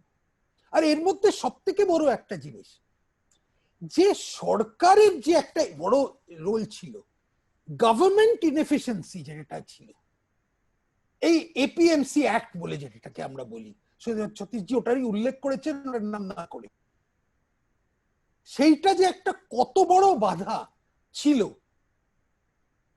চাষিদের পক্ষে ঠিক দ্রব্যমূল্যের ঠিক দাম নেবার জন্য। এই ধরনের যে রেস্ট্রিকশন ছিল, ডিস্ট্রিক্টের বাইরে বিক্রি করতে পারবে না, রাজ্যের বাইরে বিক্রি করতে পারবে না, শুধু একে বিক্রি করতে হবে, শুধু ওকে বিক্রি করতে হবে। আর এর মাঝখানে ছিল যে আমরা সবাই ভাবতাম যে কোনো দ্রব্যমূল্যতে ওই মিনিমাম সাপোর্ট প্রাইস দিয়েই সব জিনিসটা হয়ে যায়। মিনিমাম প্রাইস দিয়ে অনেক কিছুই হয়, কিন্তু মিনিমাম প্রাইস দিয়ে আলটিমেটলি ভ্যালু এডিশন এবং যে রাষ্ট্র নির্মাণের জন্য যে দরকার সেটা হয় না। Minimum support price is at best an insurance. It plays the role of an insurance. যে এর নিচে নামতে পারে না, কোন সংকটকালে মিনিমাম সাপোর্ট প্রাইসে আমরা করতে পারি।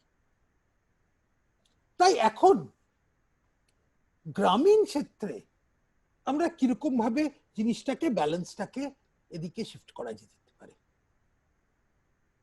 প্রথমত আমাদের একটা সব থেকে বড় সমস্যা ছিল, যেটা সতীশজি কথা বলেছে, যে একটা মার্কেটিং এর সমস্যা ছিল। আপনি অ্যাগ্রো ইন্ডাস্ট্রি তৈরি করবেন, ফুড প্রসেসিং করবে, কিন্তু সেটাকে মার্কেট করার ক্ষমতা আমাদের কারোর ছিল না।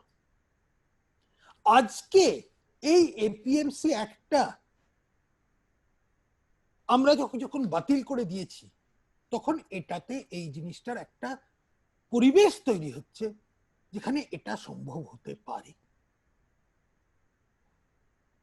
কিন্তু এটার জন্য এই জিনিসটাকে আরেকটা স্টেপ আগে নিয়ে যেতে হলে আরো অনেক কিছু করতে হবে। যে মানে রাষ্ট্রের হিতে কি কি করা দরকার। সব সময় কি cash crop is it a valid option?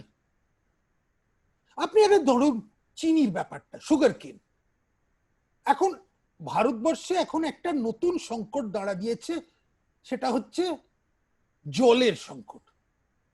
কতটা, how much water can be expended in agriculture, এইটা নিয়ে একটা বড় সমস্যা হচ্ছে।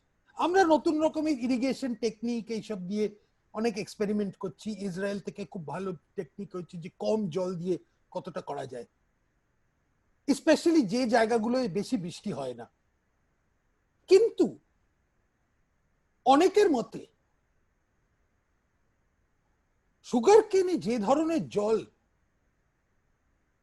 আমাদের এক্সপেন্ড হয়, এটা কি রাষ্ট্রের হিতের পক্ষে? এটা কি আমরা বের করতে পারবো, গ্রহণ করতে পারবো? তা না হলে কি ধরনের শিফট করতে হবে একটা ক্যাশ ক্রপ থেকে আরেকটা ক্যাশ ক্রপে যাওয়ার জন্য? এইসব চিন্তাধারা আজকে খুব রাজনৈতিক এজেন্ডার একটা সেন্ট্রাল ফোকাস হতে হবে। রাজনৈতিক সেন্ট্রাল ফোকাস হতে হবে এটার কারণ যে কৃষি ক্ষেত্রে, গ্রামীণ ক্ষেত্রে আমরা কিরকম ভাবে একদিকে এগ্রিকালচারাল ইনকামটা বাড়াতে পারি, আরেকদিকে নন এগ্রিকালচারাল ইনকামটা একই সঙ্গে বাড়াতে পারি লোকেদের। অনেকে বলে বিদেশের দেখুন, আমেরিকার ফার্মাররা অনেক অনেক তাদের অনেক ইনকাম বেশি।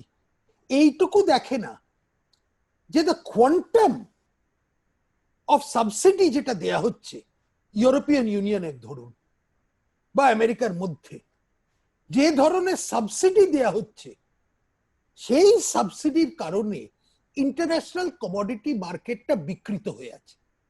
There is a distortion in the international market as a result of these excessive subsidies which is being paid European Union and in the United States. আমরা যে আজকে WTO এর মধ্যে সব সময় বলি যে আমরা এগ্রিকালচারকে লিবারালাইজ বা গ্লোবালাইজ খুলে দেব না ওয়ার্ল্ড মার্কেটের কাছে, এটা নিয়ে আমাদের অনেক ঝগড়া হয়েছে। এটার প্রধান কারণ কিন্তু এইটা। কিন্তু আমরা জায়গাটাকে প্রোটেক্ট করে রেখেছি, কিন্তু যেটা করিনি এতদিন ধরে, যে এই যে ক্ষেত্রটা আছে, এটার কোয়ালিটেটিভ ইমপ্রুভমেন্টটা কিভাবে করা যেতে পারে। ওই সেই গ্রিন রেভলিউশন হয়েছিল, হাই ইল্ডিং ভ্যারাইটি সিডস যেটা হয়েছিল, তারপর থেকে যে খুব একটা যে বড় একটা টেকনোলজিক্যাল ইমপ্রুভমেন্ট হয়েছে আমি মনে করি না। কিন্তু এটাও দেখতে পাচ্ছি আজকে এই কোভিড এর বাজারেও একটা জিনিস দেখা যাচ্ছে যে ট্র্যাক্টরের বিক্রি কমেনি। Tractor sales are at the highest at any point. এটা কিরকম ভাবে আমরা উল্লেখ করতে পারি? এটার কারণ হচ্ছে যে আমরা লেবার ইন্টেন্সিভ থেকে আস্তে আস্তে ওই পাঞ্জাব ওইসব জায়গায় লেবার ইন্টেন্সিভ যতটুকুই ছিল সেখান থেকে লোকে একটু করে ক্যাপিটাল ইন্টেন্সিভে চলে যাচ্ছে। এটা একটা কিন্তু লং টার্ম সমস্যা আমাদের কাছে খাড়া করবে। কেন? যদি মাইগ্রেন্ট লেবার বা পরিযাত বা প্রবাসী শ্রমিকরা পাঞ্জাব বা বিহার থেকে যারা যেত, তারা যদি ওখানে এখন না যায়, তাহলে তো ওদের ট্র্যাক্টর মেকানাইজেশনের উপর আরো একটু ইনভেস্ট করতেই হবে। তো যত রকমের সমস্যা হচ্ছে, সংকটকালে নতুন নতুন একটা প্রবলেম দাঁড়া দিচ্ছে এবং নতুন যেসব চ্যালেঞ্জ গুলো আসছে সেগুলোকে আমাদের আস্তে আস্তে সমস্যাটা করতে হবে। আর এই সমস্যাগুলোর ট্যাকেল করার জন্য যদি আমরা কিছু দেখতে হয়, তাহলে প্রথমত আমাদের করতে হবে যে আমাদের পুরনো ভাবে জিনিসটাকে চিন্তা হয়তো হবে। আমাদের অনেক নতুন ভাবে, প্রথম কথা রাজনৈতিক স্তরে গ্রামীণ ক্ষেত্রের আয়টা প্রাধান্য আমাদের দিতেই হবে। আর গ্রামীণ ক্ষেত্রের যে আয়, সেটার সঙ্গে শিল্পর যে আয়টা, সেটার একটা লিঙ্কেজ করতে হবে। আর দ্বিতীয়ত যে পয়েন্টটা সতীশজি খুব ভালোভাবে বললেন, যে টেকনোলজির ইম্পর্টেন্স। অনেকে বলে এই যে মোবাইল ফোন নিয়ে ঘুরছো, এই মোবাইল ফোন নিয়ে কি হবে, হোয়াটসঅ্যাপ করে এটাতে তো খালি সোশ্যাল মিডিয়াই করে যাচ্ছ, একটু কেউ টিভি দেখছে, এই করছে। কিন্তু এই যে কমিউনিকেশন রেভলিউশন আমাদের দেশে হয়েছে, আর এটার যে গ্রামীণ ক্ষেত্রে যেটা হয়েছে, এটা যে এটা কত বড় উপকার করেছে এ আজ ভাবা যায় না। ইমোশনাল দিক থেকে একটা করেছে, কিন্তু তারও বড় আজকে যত সায়েন্টিফিক আর অত অ্যাডভান্স গুলো হচ্ছে, আর প্রাইসেস ফ্যাক্টরে ই মার্কেটিং এর যেটা বেসিস যেটা হচ্ছে, এখন লোকে কোনো ইনফরমেশন ডেফিসিটটা কমে গেছে। আগে লোকে জানতোই না কোথায় কি বিক্রি হচ্ছে, তারা একটা জায়গায় বিক্রি করে দিচ্ছে, ভাবছে ওটাই খুব ভালো দাম, কিন্তু অ্যাকচুয়ালি দামটা যে আসল কি সেটা বুঝতে পারছে না। তারপরে আজকাল একটা হচ্ছে অ্যাগ্রিগেট মার্কেটিং। তো অ্যাগ্রিগেটরদের পক্ষে এটা কত ভালো, যাদের কাজ হচ্ছে ফেয়ার প্রাইসে এফিসিয়েন্সির দিক থেকে দেখে প্রডিউসকে from the field to the factory or to the table নিয়ে আসতে পারে। এইটাই হচ্ছে রোল অফ অ্যাগ্রিগেটরস। এদের মধ্যে মিসইউজও হয়, এটা আমি জানি, কিন্তু আমাদের আধুনিক জগতের মধ্যে কৃষি ক্ষেত্র এবং গ্রামীণ ক্ষেত্রকে একই সঙ্গে যে লিঙ্কেজটা দরকার, সেই লিঙ্কেজটা আমাদের যদি এখন রাজনৈতিক ক্ষেত্রে আমরা মনে করি যে কি সুন্দর সোনার বাংলা, কত চাষিরা এই করছে, যেমন একটা সুন্দর একটা মানে রোমান্টিক একটা ভিশন একটা তৈরি করলাম, যে ওই রকম ভাবেই আগেই বলতো যে 200 বছর ধরে যে ধরনের লোকেরা যে ধরনের লাইফস্টাইল চলে আসছে সেটাই চলে আসবে, গ্রাম বাংলা কোনোদিন বদলাবে না। শুনতে খুবই ভাল লাগে, ভালো একটা রোমান্টিক আপিল আছে, কিন্তু এর সঙ্গে যে দারিদ্রতা, পিছিয়ে পড়ার যে একটা অর্থনীতি, সেটার সঙ্গেও একটা বড় লিঙ্কেজ ছিল। তাই জন্য আজকে যখন প্রধানমন্ত্রী বলেছেন যে গ্রামীণ আয় ডাবল হয়ে যাবে, অনেকে বলে ডাবল, এটা তো একটা মানে অবান্তর কথা উনি বলছেন, কিন্তু এটা সম্ভব। এটা সম্ভব কারণ আজকে আমরা এমন পরিস্থিতিতে আমাদের যে ধরনের ইনফ্রাস্ট্রাকচার করা হচ্ছে, অনেকে বলে রাস্তা, এই যে রাস্তা হাইওয়ে তৈরি হচ্ছে, এতে কি লাভ? একটা হাইওয়ে তার যে পাশে তার যে মাল্টিপ্লায়ার এফেক্ট যেটা হয়, যে কতটা ফিড পার্শ্ববর্তী গ্রাম অঞ্চলে তার যে কি এফেক্ট হয় সেটা দেখলেই বোঝা যাবে। যেখানে একটা জায়গায় দেখুন যেখানে একটা হাইওয়ে আছে, আর একটা জায়গায় দেখুন যেখানে হাইওয়ে নেই। Cold chain, refrigerated trucks, refrigerated rail service, এগুলোর কত বড় একটা গুরুত্ব আছে এটা আজকে আমরা বুঝতে পারি। তাই জন্য আজকে কৃষি ক্ষেত্র এবং গ্রামীণ শিল্পর কথা যখন বলা হয় বা গ্রামীণ ক্ষেত্রে উন্নয়নের কথা যখন বলা হয়, তখন এটা একটা ক্যাজুয়াল ব্যাপার না, আর it's a crucial strategic sector. এখন it's a very crucial strategic sector. কেন এইখানে যদি আমরা 2%, 3%, 4% ইমপ্রুভমেন্ট করতে পারি, এটার যে ফলাফলটা, এটার যে প্রভাব পড়বে সারা ইকোনমির উপর, এটা চিন্তার বাইরে। আর একটা ইংরেজিতে একটা কথা আছে, there is a low hanging fruit, মানে যেটা বেশি কাজ না করেই তার একটা ফলাফল পাওয়া যায়। আর আজকে গ্রামীণ ক্ষেত্র এবং কৃষি জগতের ওইটা হয়েছে যে আমাদের কতগুলো অ্যাডজাস্টমেন্ট করে আমরা তার ফলটা পেতে পারি, আর একটা পরিবেশ তৈরি করতে পারি যখন কৃষিক্ষেত্র আধুনিকরণ এবং এই দারিদ্রতা থেকে মুক্তি পাওয়ার জন্য যেটা দরকার সেইটাই। তো এর মধ্যে অনেক কিছু আছে, হস্তশিল্প আছে, অ্যাগ্রো ইন্ডাস্ট্রি আছে, অ্যানিমাল হাজবেন্ডারি আছে, এই সব কথা তো সতীশজি খুব ভালোভাবেই ব্যাখ্যা করলেন। এগুলো দিয়ে মানে এগুলো সবই স্পেশালাইজড থিং। পশ্চিমবঙ্গে মৎস্য উন্নয়ন নিয়ে কতটা করতে হবে সেটাও, তার মার্কেটিংটা কত বড় দরকার সেটা কিরকম। তো এই সব জিনিসগুলো আজকে এটাকে রাজনৈতিক ক্ষেত্রে এটাকে আনতে হবে। এটা যে একটা, অনেকে মনে করেন ঠিক আছে খুব ভালো সহকার ভারতী তারা এটা নিয়ে চর্চা করুন, খুব ভালো এটা নিয়ে, কিন্তু রাজনৈতিক ক্ষেত্রে এটার কোনো রেলেভেন্স নেই। এই যে গণ্ডির ভেতর আমরা থাকাটা, সেই মনোভাবটা আমাদের থেকে বেরোতে হবে। কেন আজকে এইটা একটা আত্মনির্ভর ভারত নিয়ে যে প্রাইম মিনিস্টার বলেছে, ওটা শুধু স্লোগান না, it's a challenge, it's a big challenge. কেন আমরা যেটা করতে চেষ্টা করছি, আমরা একটা অল্টারনেটিভ বিকল্পে ভাবে ভারতের উন্নয়নের দিকে দেখছি। আর এই বিকল্পটার মধ্যে কৃষি জগৎ এবং পল্লী জগৎ, গ্রামীণ এটা একদম একটা খুব মধ্যমণি, এটা একটা সেন্ট্রাল রোল প্লে করে।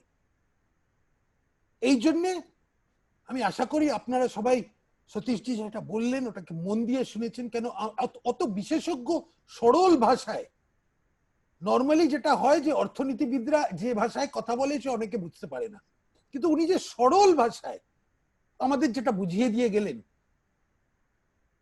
যে কি কি দরকার আর কি কি ক্ষেত্রে প্রায়োরিটি দিতে হবে। তাই জন্য যারা রাজনৈতিক ক্ষেত্রে কাজ করেন, সামাজিক ক্ষেত্রে কাজ করেন, তারা দেখতে হবে যে আজকে আমাদের প্রায়োরিটিটা কোথায় এবং এই প্রায়োরিটি নিয়ে কেন কাজ করতে হবে, আর এটার সঙ্গে রাষ্ট্র নির্মাণের একদম কি, এবং রাষ্ট্র নির্মাণ এবং the improvement of the rural sector এটাকে আলাদা করে দেখা যায় না। এইটুকু বলেই অনেক অনেক ধন্যবাদ। আপনাদের ধৈর্য ধরে শুনেছেন, অনেক অনেক ধন্যবাদ।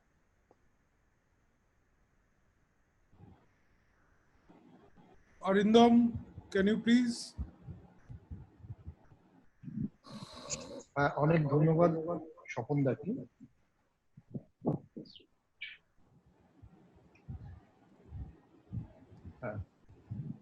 আমরা এবার প্রশ্ন উত্তর পর্বে চলে যাব। কারোর কোনো প্রশ্ন থাকলে একটু আপনার ভার্চুয়াল হ্যান্ডটা রেজ করবেন।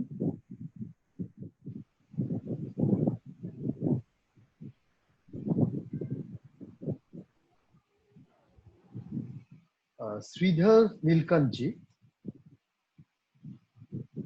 শ্রীধরজি আপনার একটু আনমিউট করুন। आप अनम्यूट कीजिए। हाँ, राइट। या मेरा दायित्व ये है कि जैसे सतीश मराठा जी ने बोला और एमपी साहब ने बोला है, the more and more processing units at panchayat level increases the job opportunities, और भी बहुत सारे फार्मर लोगों को और खेती में इंटरेस्ट बढ़ेगा। I am targeting on small and marginal farmers. ये स्मॉल एंड मार्जिनल फार्मर्स का प्रोडक्ट क्या होता है, बहुत कम होता है। सी द मोमेंट उसका खेती में आ जाएगा माल, उसको ट्रांसपोर्ट वो नियरेस्ट टाउन को भी नहीं ले सकता है, वो उसको ट्रांसपोर्ट लगाए तो उसका कास्ट बढ़ता है। For example I will take the simple of the paddy. हमारा गांव में, मैं बेंगलुरु में रहता हूँ कैपिटल सिटी में, नजदीक गांव में वो छोटा फार्मर 17 रुपीज पर केजी के लिए पैडी को भेजता है, मगर मैं बेंगलुरु सिटी में 60 रुपीज पर किलो राइस खरीदता हूँ, क्योंकि वो राइस मिल तक भी पहुंचने के वो वॉल्यूम भी नहीं रहता है और ट्रांसपोर्टिंग कास्ट बदलने के लिए कॉस्टली हो जाते हैं। इसलिए at panchayat level we need to have more and more processing units, the banks should come forward for those people who will put up processing units at panchayat level. मेरा एक cooperative society है, हम 18,000 village women's को fund किया है, मगर हम अभी प्रोसेसिंग यूनिट डालने के लिए तैयार है from the society. Will banks will extend their support to us is my question to the Satish Marathi ji.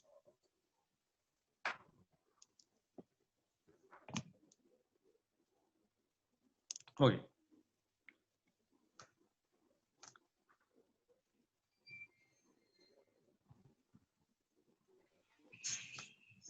Satish ji आप म्यूट.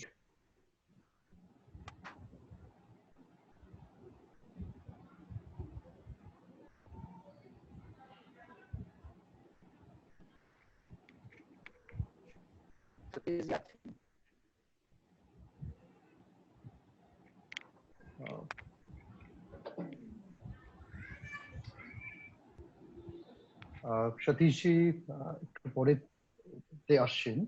আমরা এবার নেক্সট প্রশ্নে চলে যাচ্ছি, পরে একসঙ্গে দেওয়া হবে. নিরুপম ব্যানার্জি.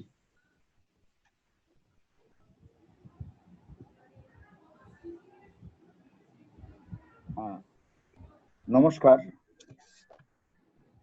হ্যালো হ্যালো, শুনতে পাচ্ছেন? শোনা যাচ্ছে। হ্যাঁ, শোনা যাচ্ছে. আচ্ছা, নমস্কার সতীশ জি এবং স্বপনদা এবং বিবেকদাকে এবং আরো যারা আমাদের সহকার ভারতীতে রয়েছেন এবং যারা পার্টিসিপেন্ট রয়েছে তাদের সবাইকে আমি মানে সমবায় অভিনন্দন জানিয়ে দু তিনটে কথা আমি বলছি, হাইলাইটস করছি। যে এখন আমাদের যে সেলফ রিলিয়েন্ট ইন্ডিয়া, এই ব্যাপারে যে আমাদের চর্চা হচ্ছে, শোনা যাচ্ছে তো স্যার? হ্যালো হ্যালো, শোনা যাচ্ছে। আচ্ছা, তো সেলফ রিলিয়েন্ট ইন্ডিয়া নিয়ে যে আমাদের আত্মনির্ভর ভারত নিয়ে যে চলছে চর্চা, এবং আমাদের প্রধানমন্ত্রী শ্রদ্ধেয় মোদী সাহেব যেটা চাইছেন যে গ্রামের স্তরে গিয়ে আমাদের ইকোনমি ডেভেলপমেন্টটাকে পৌঁছে দেওয়া এবং গ্রামীণ অর্থনীতিকে চাঙ্গা করা। তাই আমি স্পেশালি বেঙ্গলের অ্যাসপেক্টে দু তিনটে কথা বলতে পারি, কারণ সব গ্রামে, আমি ইন্ডিয়া হয়তো অনেক জায়গায় ঘুরি কিন্তু সব গ্রামে হয়তো যেতে পারিনি। আমাদের বেঙ্গলে কতগুলো প্রবলেম আছে, যে প্রবলেমগুলো যতক্ষণ না এই প্রবলেমগুলো সলভ করা যাবে, আমার মনে হয় যে গ্রামীণ অর্থনীতি চাঙ্গা করাটা খুব টাফ।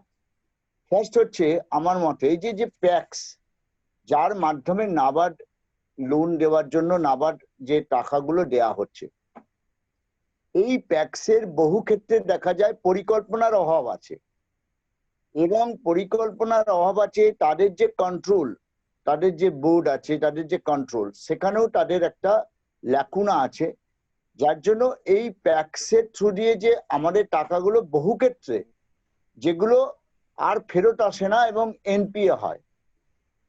এই যে একটা মনে করুন যে কোনো জায়গায় একটা কোনো বড় ওয়্যার হাউস করছে, সেই ওয়্যার হাউসের যে জন্য যে ইনফ্রাস্ট্রাকচারটা তৈরি করতে গেলে যেগুলো দরকার, একটা প্যাক্স কে দেয়া হলো, প্যাক্স তাকে বললো, ফর্মুলেট করে বললো যে হ্যাঁ আমি এই জিনিসটা তৈরি করব, কিন্তু সেইখানে দেখা যায় যে পরবর্তীকালে তাদের পরিকল্পনার এতটাই অভাব থাকে, দেখা গেল ওয়্যার হাউসও হলো না এবং সেখানে লোনটাও এনপিএ দিকে ট্রেন্ড করলো। শুনতে পাচ্ছেন তো? হ্যালো হ্যালো হ্যালো, হ্যাঁ শোনা যাচ্ছে। শোনা যাচ্ছে? হ্যাঁ হ্যালো, শোনা যাচ্ছে তো? হ্যাঁ শোনা যাচ্ছে। আচ্ছা, এটা গেল প্যাক্সের দিকে বলি। সেকেন্ড হচ্ছে আমার মনে হয় আমরা বাংলার অ্যাসপেক্টে যদি বলিস, স্বপনদাকে আরেকটু বলতে চাই যে আমাদের ফার্স্ট দরকার আমাদের ওয়ার্ক কালচার ডেভেলপমেন্ট, যেটা হচ্ছে আমাদের ওয়ার্ক কালচারটাই কিন্তু অনেক নষ্ট হয়ে গেছে। সেই ওয়ার্ক কালচার ডেভেলপমেন্ট কিন্তু আমাদের দরকার। সেকেন্ড হচ্ছে মানে আমাদের জন্য যে লিস্ট এগ্রিকালচারাল, মানে আমাদের যে ফার্মার আছে তার মধ্যে বহু লোক হচ্ছে ভূমিহীন ফার্মার আছে, যাকে মার্জিনাল ফার্মার্স আছে, তারও বেঙ্গলের লিস্ট আছে কিনা আমার খুব ডাউট আছে। এবং এগুলো দরকার একটা গ্রামীণ অর্থনীতিকে চাঙ্গা করতে গেলে এবং তাদের ইকোনমি ডেভেলপমেন্ট করতে গেলে আমার মনে হয় এগুলো একটা ভীষণভাবে প্রয়োজন। যেমন অনেক সময় যায়, তারপরে যেমন আপনি আপনার সতীশজিও বলেছেন এবং স্বপনদাও বললেন, যেটা হচ্ছে প্রসেসিং এর ব্যাপারে। যেমন আমরা এত বড় পটাটো প্রডিউসার হওয়া সত্ত্বেও আমরা কোনো সেই পটাটোকে প্রসেস করে আমরা কোনো ফ্যাক্টরিতে চিপস বা যেগুলো আরো বাইরে যেটা আমরা অন্য স্টেটেও পাঠাতে পারি সেইরকম কোনো কনভার্ট করতে পারছি না। এইরকম আরো কতগুলো জিনিস আছে যেটা ই মার্কেটিং এবং তা সেই জায়গাগুলো দেখা দরকার। এবং শুধুমাত্র যে ইনফ্রাস্ট্রাকচার বাড়িয়ে কিছু ধরুন ওয়্যার হাউস তৈরি করা হলো, অথচ সেই ওয়্যার হাউসে বহু দেখা গেল যে চাষির পয়সা আছে সে হোর্ডিং এর টেন্ডেন্সি চলে আসছে, সেটাও সরকারের নজর দেওয়া দরকার আছে। মানে এইগুলো যদি গ্রামীণ এগ্রিকালচারের বা গ্রামীণ অর্থনীতিকে যদি আমরা আরো ডেভেলপ করতে চাই, আমার মনে হয় এই পয়েন্টগুলো একটু দেখার দরকার আছে। সবাইকে নমস্কার এবং ধন্যবাদ জানাই। হ্যাঁ, অনেক ধন্যবাদ নিরুপম দা। আমরা এবার পরের প্রশ্নে যাচ্ছি।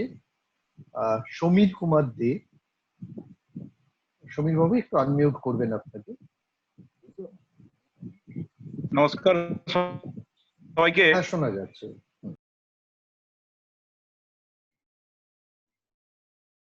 বিশেষ করে আমি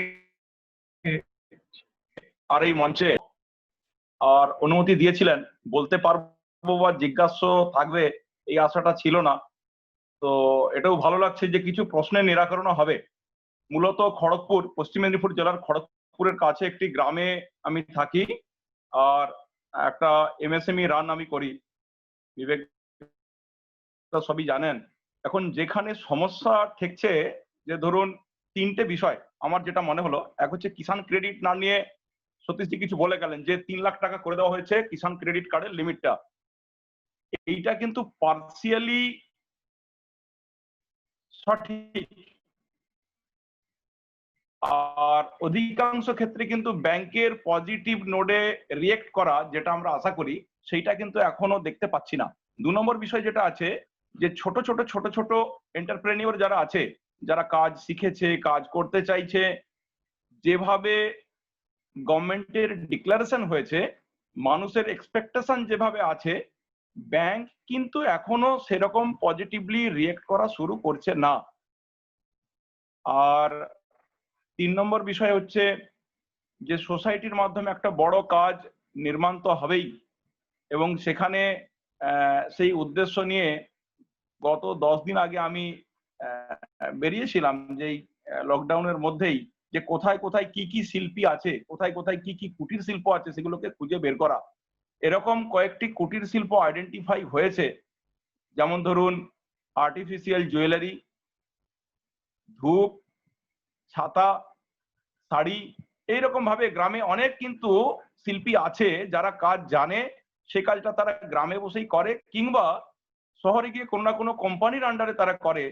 আজকে যদি আপনাদের সহযোগিতা থাকে, যেভাবে কথা হচ্ছে যে সহকার ভারতী সাপোর্টিভ মোডে আসবে, সহকার ভারতীর সাপোর্ট তো আমরা পাচ্ছি, কিন্তু আটকে যাচ্ছে কোথায় গিয়ে, গভর্নমেন্টের কাছে যখন রেজিস্ট্রেশন প্রসেসে যাচ্ছে সেখানে গিয়ে কিন্তু বিষয়গুলো আটকে যাচ্ছে। কোন একটা রেজিস্টার্ড ইউনিট যখন ব্যাংকে যাচ্ছে তখন গিয়ে সে আটকে যাচ্ছে। তো আমার মনে হয় মাননীয় এমপি স্বপনদা আছেন, সতীশজি আছেন এবং বিবেকদা আছেন, বা যারা গণ্যমান্য ব্যক্তিরা আছেন, আমি আপনাদের সামনে এই যে প্র্যাকটিক্যাল প্রবলেম গুলোকে আইডেন্টিফাই করে তুললাম, এই বিষয়ে আগামী দিনে নিশ্চিত রূপে আর সংগঠন দৃষ্টিপাত করবে বা সমস্যাগুলোকে নিরাকরণের চেষ্টা হবে, আর এইরকম আশা রাখছি। ধন্যবাদ আপনাদের। অনেক ধন্যবাদ সমীর। আমরা পরের প্রশ্নে চলে যাচ্ছি। কৃষ্ণচন্দ্র বসাক। কৃষ্ণবাবু, আপনাকে আনমিউট করা হচ্ছে।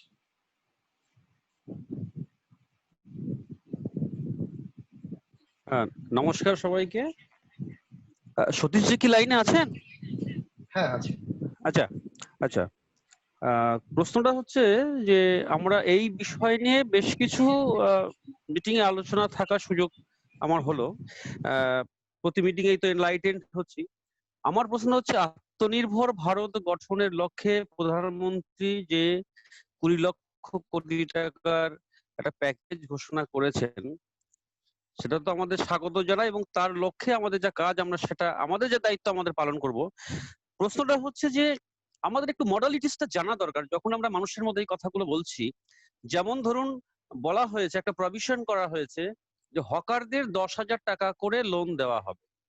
তো হকাররা যখন এই প্রশ্নটা তুলছেন আমাদের সামনে, বা আমরা যখন কথা বলছি যে আমরা পাবো কিভাবে, তার পদ্ধতি কি, খুব মানে অ্যাকশন ওরিয়েন্টেড যে বিষয়গুলো, আমার মনে হয় সহকার ভারতে আর একটু উদ্যোগ নিক, আর একটু ওয়ার্কশপের মতো করে এই ভার্চুয়ালি, যে কোন কোন বিষয়গুলোকে যে যে ক্ষেত্রে সতীশজি সুন্দরভাবে বললেন যে কোন কোন সেক্টরের জন্য কত টাকার প্রভিশন করা হয়েছে, এটাও একটা আমাদের বিষয়, আমাদের অধ্যয়নের বিষয় যেমন। কিন্তু সেইগুলো ইমপ্লিমেন্ট করবার ক্ষেত্রে কোন ব্যাংকের কাছে কিভাবে আমাদের সেই প্রসিড করতে হবে, সংশ্লিষ্ট সকল সেক্টরের মানুষকে নিয়ে তারা যাতে উপকৃত হতে পারেন, সেই দায়িত্বটাও আমরা খানিকটা পালন করতে চাই। এবং এই পালন করবার ক্ষেত্রে আমাদেরও এই বিষয়গুলো তথ্য জানা দরকার, যে তা কিভাবে আমরা সেই এগোবো, কিভাবে সে লোনটা পেতে পারে, কোথায় কিভাবে গিয়ে সেই তাদের, অর্থাৎ ফেসিলিটেটর হিসাবে আমাদের এই কাজটা আমাদের করতে হবে। এইটাই আমার জিজ্ঞাস্য আর কি। এই বিষয়ে আমাদের একটুখানি আলোকিত করলে ভালো হয়, এবং আজকে হয়তো হবে না, সেটা আরেকটা যদি কোনোভাবে করা যায়, আমরা ঠিকভাবে জানতে পারলে আমরা সেই মানুষদের সহযোগিতা করতে পারবো। নমস্কার।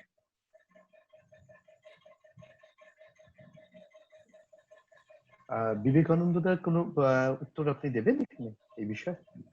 সতীশজি, প্রচুর ওখানে বৃষ্টি হচ্ছে, যার জন্য নেটওয়ার্ক সমস্যা, লাইন চলে গেছে।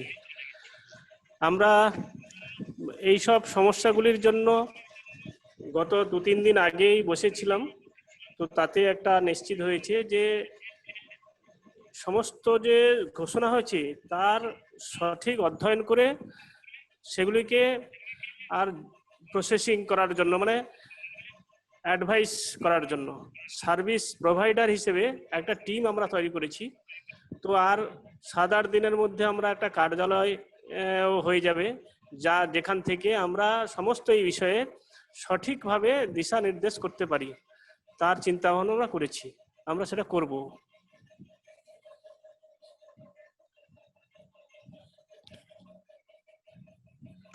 অনেক ধন্যবাদ বিবেকানন্দ দা।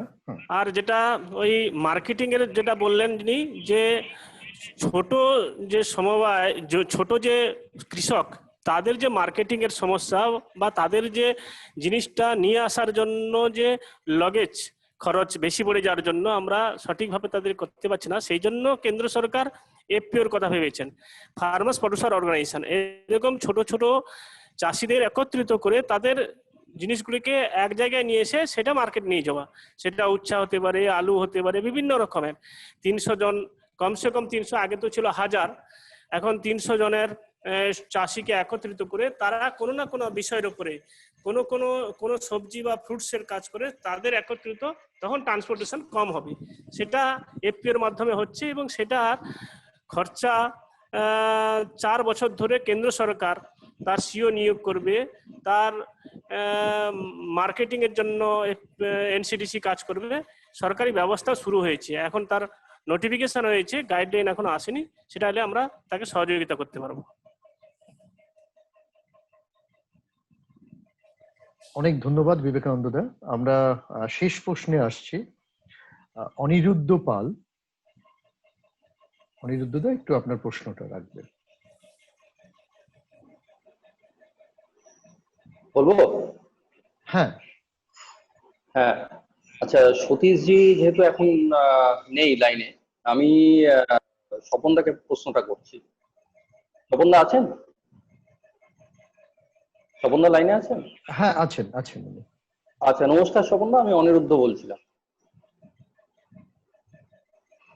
আমার প্রশ্ন হলো, ওই সতীশজি একটা জায়গায় বলেছে যে নেদারল্যান্ডস অতি ছোট একটি দেশ, এবং দেশটি এত ছোট আমাদের উত্তর পূর্ব ভারতের কোনো একটা রাজ্য থেকেও ছোট, অথচ তারা ফুড প্রসেসিং অর্থাৎ খাদ্য প্রক্রিয়াকরণ এবং কৃষিজাত পণ্যের প্রক্রিয়াকরণে তারা কখনো 1 বছর 1 নম্বরে, কখনো বা 2 নম্বর স্থানে উঠে এসেছে।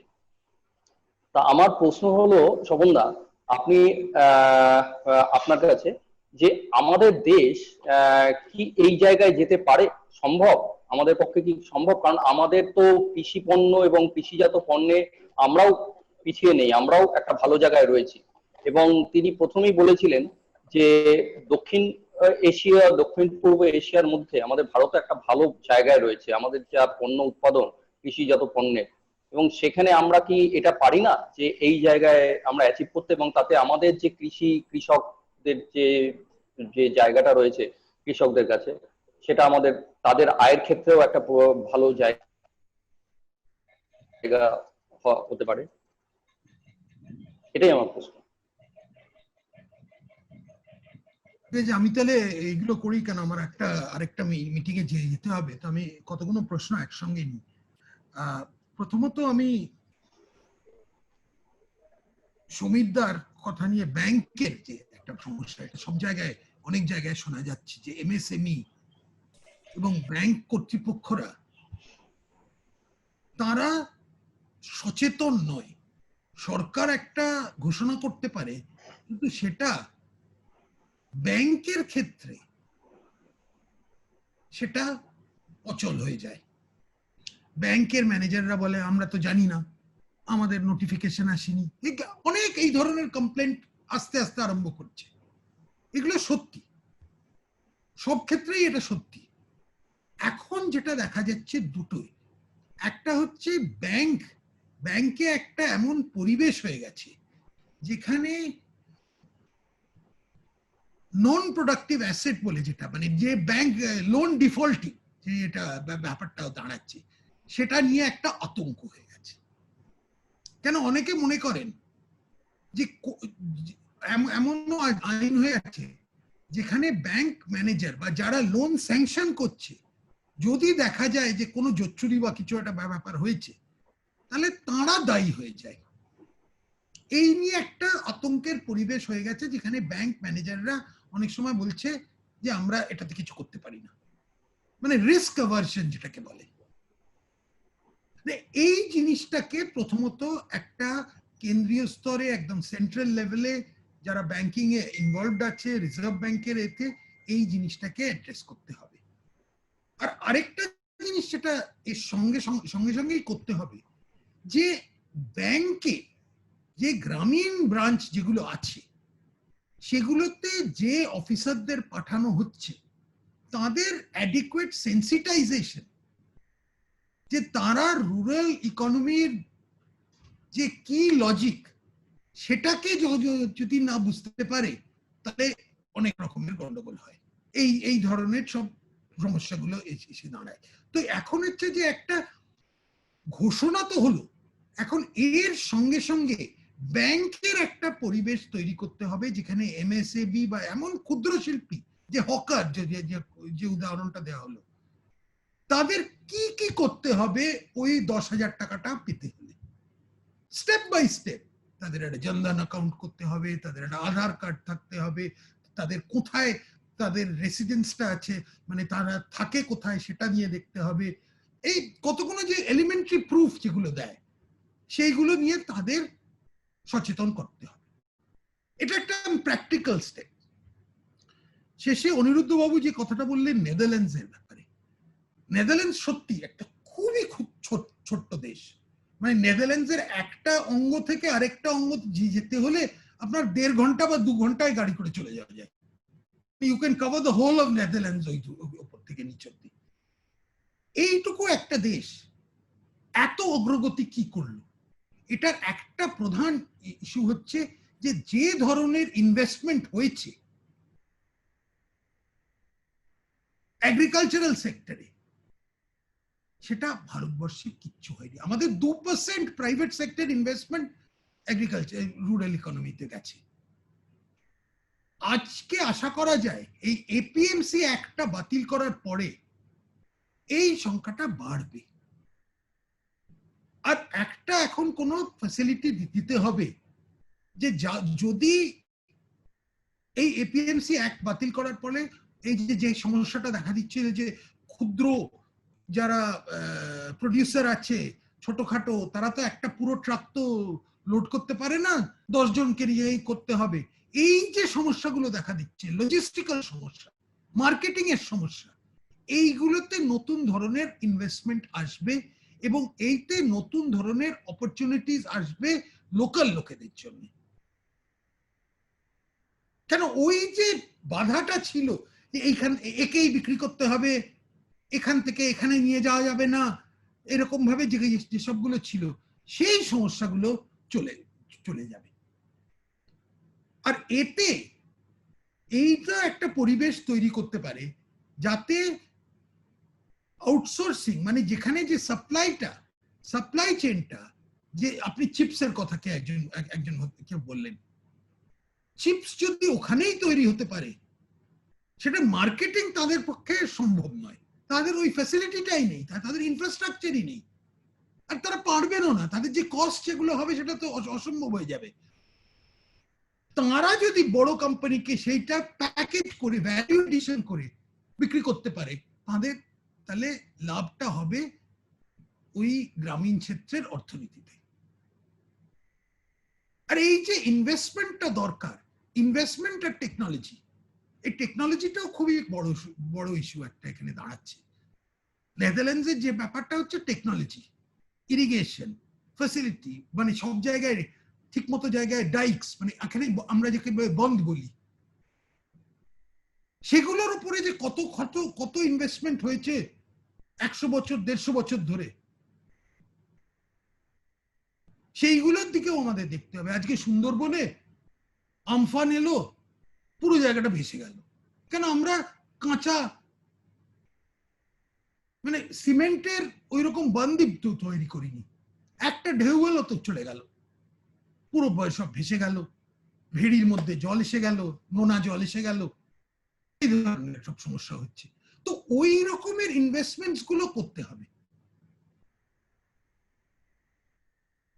এগুলো নিয়ে এটার কোনো মাস্টার প্ল্যান নেই, কিন্তু এগুলোর অনেকগুলো লোকাল প্ল্যানস আছে। আর সেই লোকাল প্ল্যানগুলোর উদ্দেশ্যটা যখন আমাদের মাথার মধ্যে ক্লিয়ার থাকে, সেটা করলেই হবে।